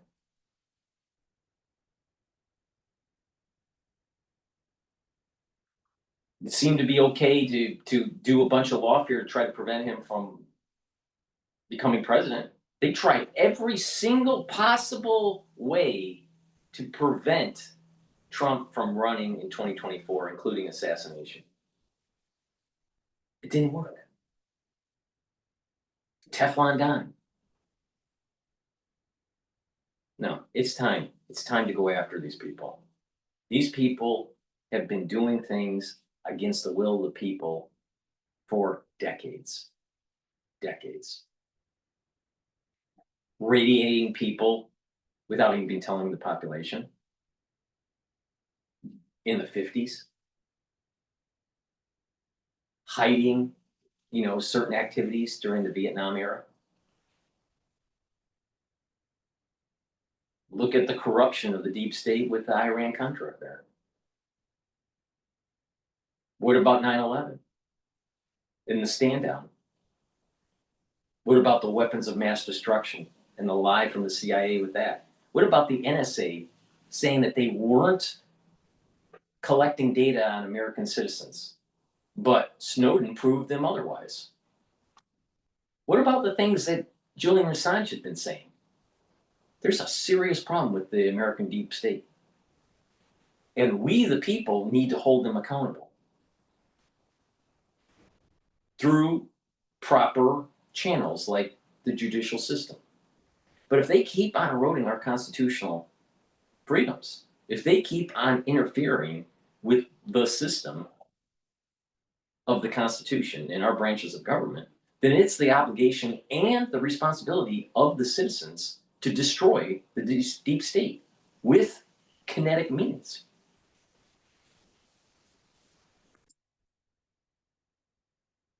Fully to both sides of the political debate. Businesses everywhere are turning to Gusto for payroll, benefits, and more. Save time. Save money. Snow, to both sides of the political divide in the US then? Because when I was looking back, I realized that Joe Biden made it really quite clear that he would stop at nothing to try to end Trump's political career. Yep. I caught this from 2022. Quote, I'm making sure he, under legitimate efforts of our Constitution, does not become the next president again. And that he was angry at Merrick Garland, Attorney General that he appointed. The Washington Post reported he blamed him for not moving aggressively enough to prosecute Donald Trump for the Capitol riot on January the 6th in 2021. I do wonder if justice is so politicized that both sides want to try to capitalize on their ability to pursue rivals. Of course they are. I mean, look, there is a level of politicization that exists on both sides of the aisle.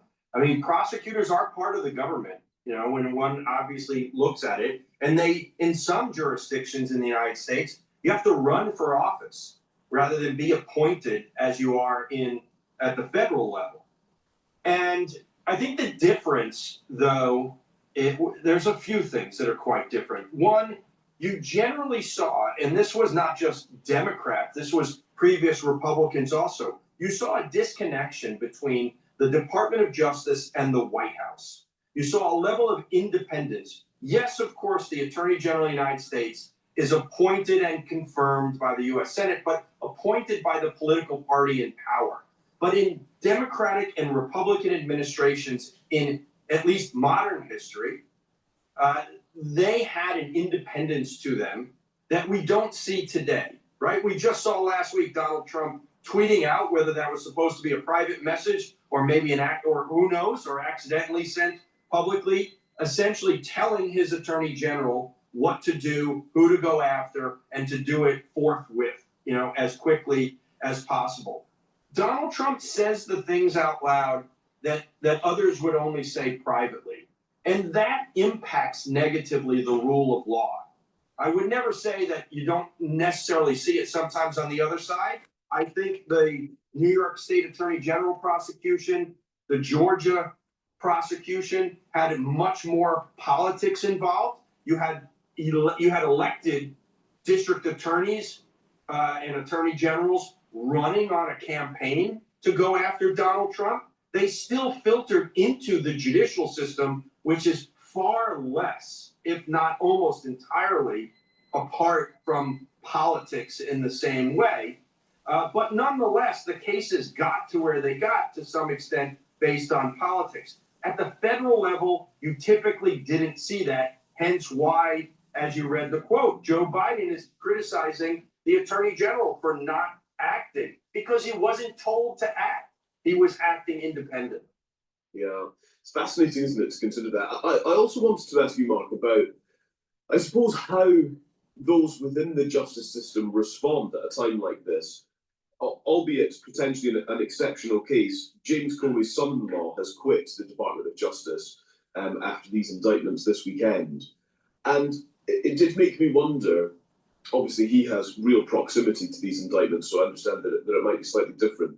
But I do wonder, as prosecutors, as officials, whether it is better to protest these sorts of actions from within the Department of Justice, or whether it is better to get out of the Department of Justice. I don't know what your take on that might be. Colin, we used to have a game show here in the United States, so I wouldn't doubt it maybe came from England originally, called the $64,000 question back in the 1950s. Not worth a lot of money now, but back then that was a lot, right? And that's a saying, of course, it probably exists on both sides of the pond. And I have many former members of the Department of Justice who I represent who have been fired and were suing the administration. And I'm advising many others who still remain inside the US government about that very question. Do you stay in and do what you can in order to not subvert the administration, but protect the rule of law? Or do you quit in protest and you make it public? And we see a lot of both. We saw James Comey's daughter get fired. We saw a prosecutor today who refused to indict James Comey be fired. We saw the U.S. attorney out in San Francisco, I think it was, apparently got fired also because she told the government that they needed to abide by a court order. We saw today, in fact, 16 or so FBI personnel fired because during the George Floyd, one of the marches, they took a knee in respect to the people who were protesting in favor of George Floyd. And Kash Patel, our FBI director, just fired them all without any due process. I think it's a very difficult question. Now, thankfully, this is not Nazi Germany, so that if you get found out, you get executed. This is still the United States of America, so the worst that will happen is you'll be fired. So I think for many people, it's a very individual choice, right? What's your family situation? How old are you? How much money do you need to pay the mortgage, on the first of the month? What kind of flexibility you have? What kind of principled stand do you want to make? I am all for, and I'll finish on this note, I'm all for people speaking out as I advise them, because to me, and again, I'm not comparing it to Nazi Germany at all, but the notion of authoritarianism and the famous poem about, they came for the socialists and I didn't say anything because I'm not a socialist. They came for the Jews, I didn't say anything because I'm not Jewish. They came for me, and there was no one left to say anything. Mark, it's really interesting speaking to you. Thank you very much indeed. Actually, I just have one more for you. Is this an exceptional chapter when it comes to the politicization of justice? This is a time in American history that we have never seen on a national level. There are instances in our history that you can look to where civil rights were a problem, where racism, anti-Semitism, flouting of law, when the states were much stronger than against the federal government system. The notion of McCarthyism in the Red Scare in the 50s. There were certainly places in the South of the United States where I would not want to have been as an African American or as someone who's Jewish or interracial. But that wasn't the case like where I grew up outside of New York City. You didn't experience any of that in modern times, in decades. But now, what is going on in the United States is national in its scope, which we've never seen before. Now, for sure, there are people around the country who don't feel this at all. And that's kind of the scary part, that because it doesn't impact them personally, they just kind of shrug off the damage to the rule of law and everything that's happening. That, they pay attention to what's my gas price, what's the price of eggs and things like that. And at some point in time, it kind of goes to the poem that I said, if you don't speak out, by the time you do, you might realize there's no one else left until they come for you. This is a really dangerous time in United States history. And I would say I look to that, to our allies like Great Britain and the other, what we call the Five Eyes, because if it happens here, it can happen there. And I never thought I would utter those kind of words. Overreach of the DOJ by any administration is problematic. But I wish he focused a little bit more on the deep state and the unelected government that slow walks the actual executive branch. Because that's exactly what was happening. You know what? It's time to destroy the deep state and the national security state. It's time. Please go to my store, the-studio-reykjavik.com. Get the drops. The drops will help to mitigate that irritation that you may get during the fall and the winter season. You can get it in honey and lemon, cherry flavor, or blueberry. You get 100 drops in each bag. Have some at work, have some at home. You never know when you need it. The moment you have that throat irritation, take them right away to mitigate the problem. I also have lozenges that are larger in elderberry, zinc, and stock. You get 21 in each bag. Get a few bags for your household, all right? Be prepared and take those lozenges and drops right away to mitigate that throat irritation. This is super important to do right away, especially this fall and winter season. Use discount 5, all caps, discount the number 5, and you get $5 off any order. If you spend $100 or more, you get a free gift. That gift will help you to weather the storm during the fall and the winter. All right. Until supplies last. All right. But the point here is that if you follow my advice, you're going to slow down the aging process and boost up your immune system. Please go to my store, the-studio-reykjavik.com. Thank you for listening and have a nice day.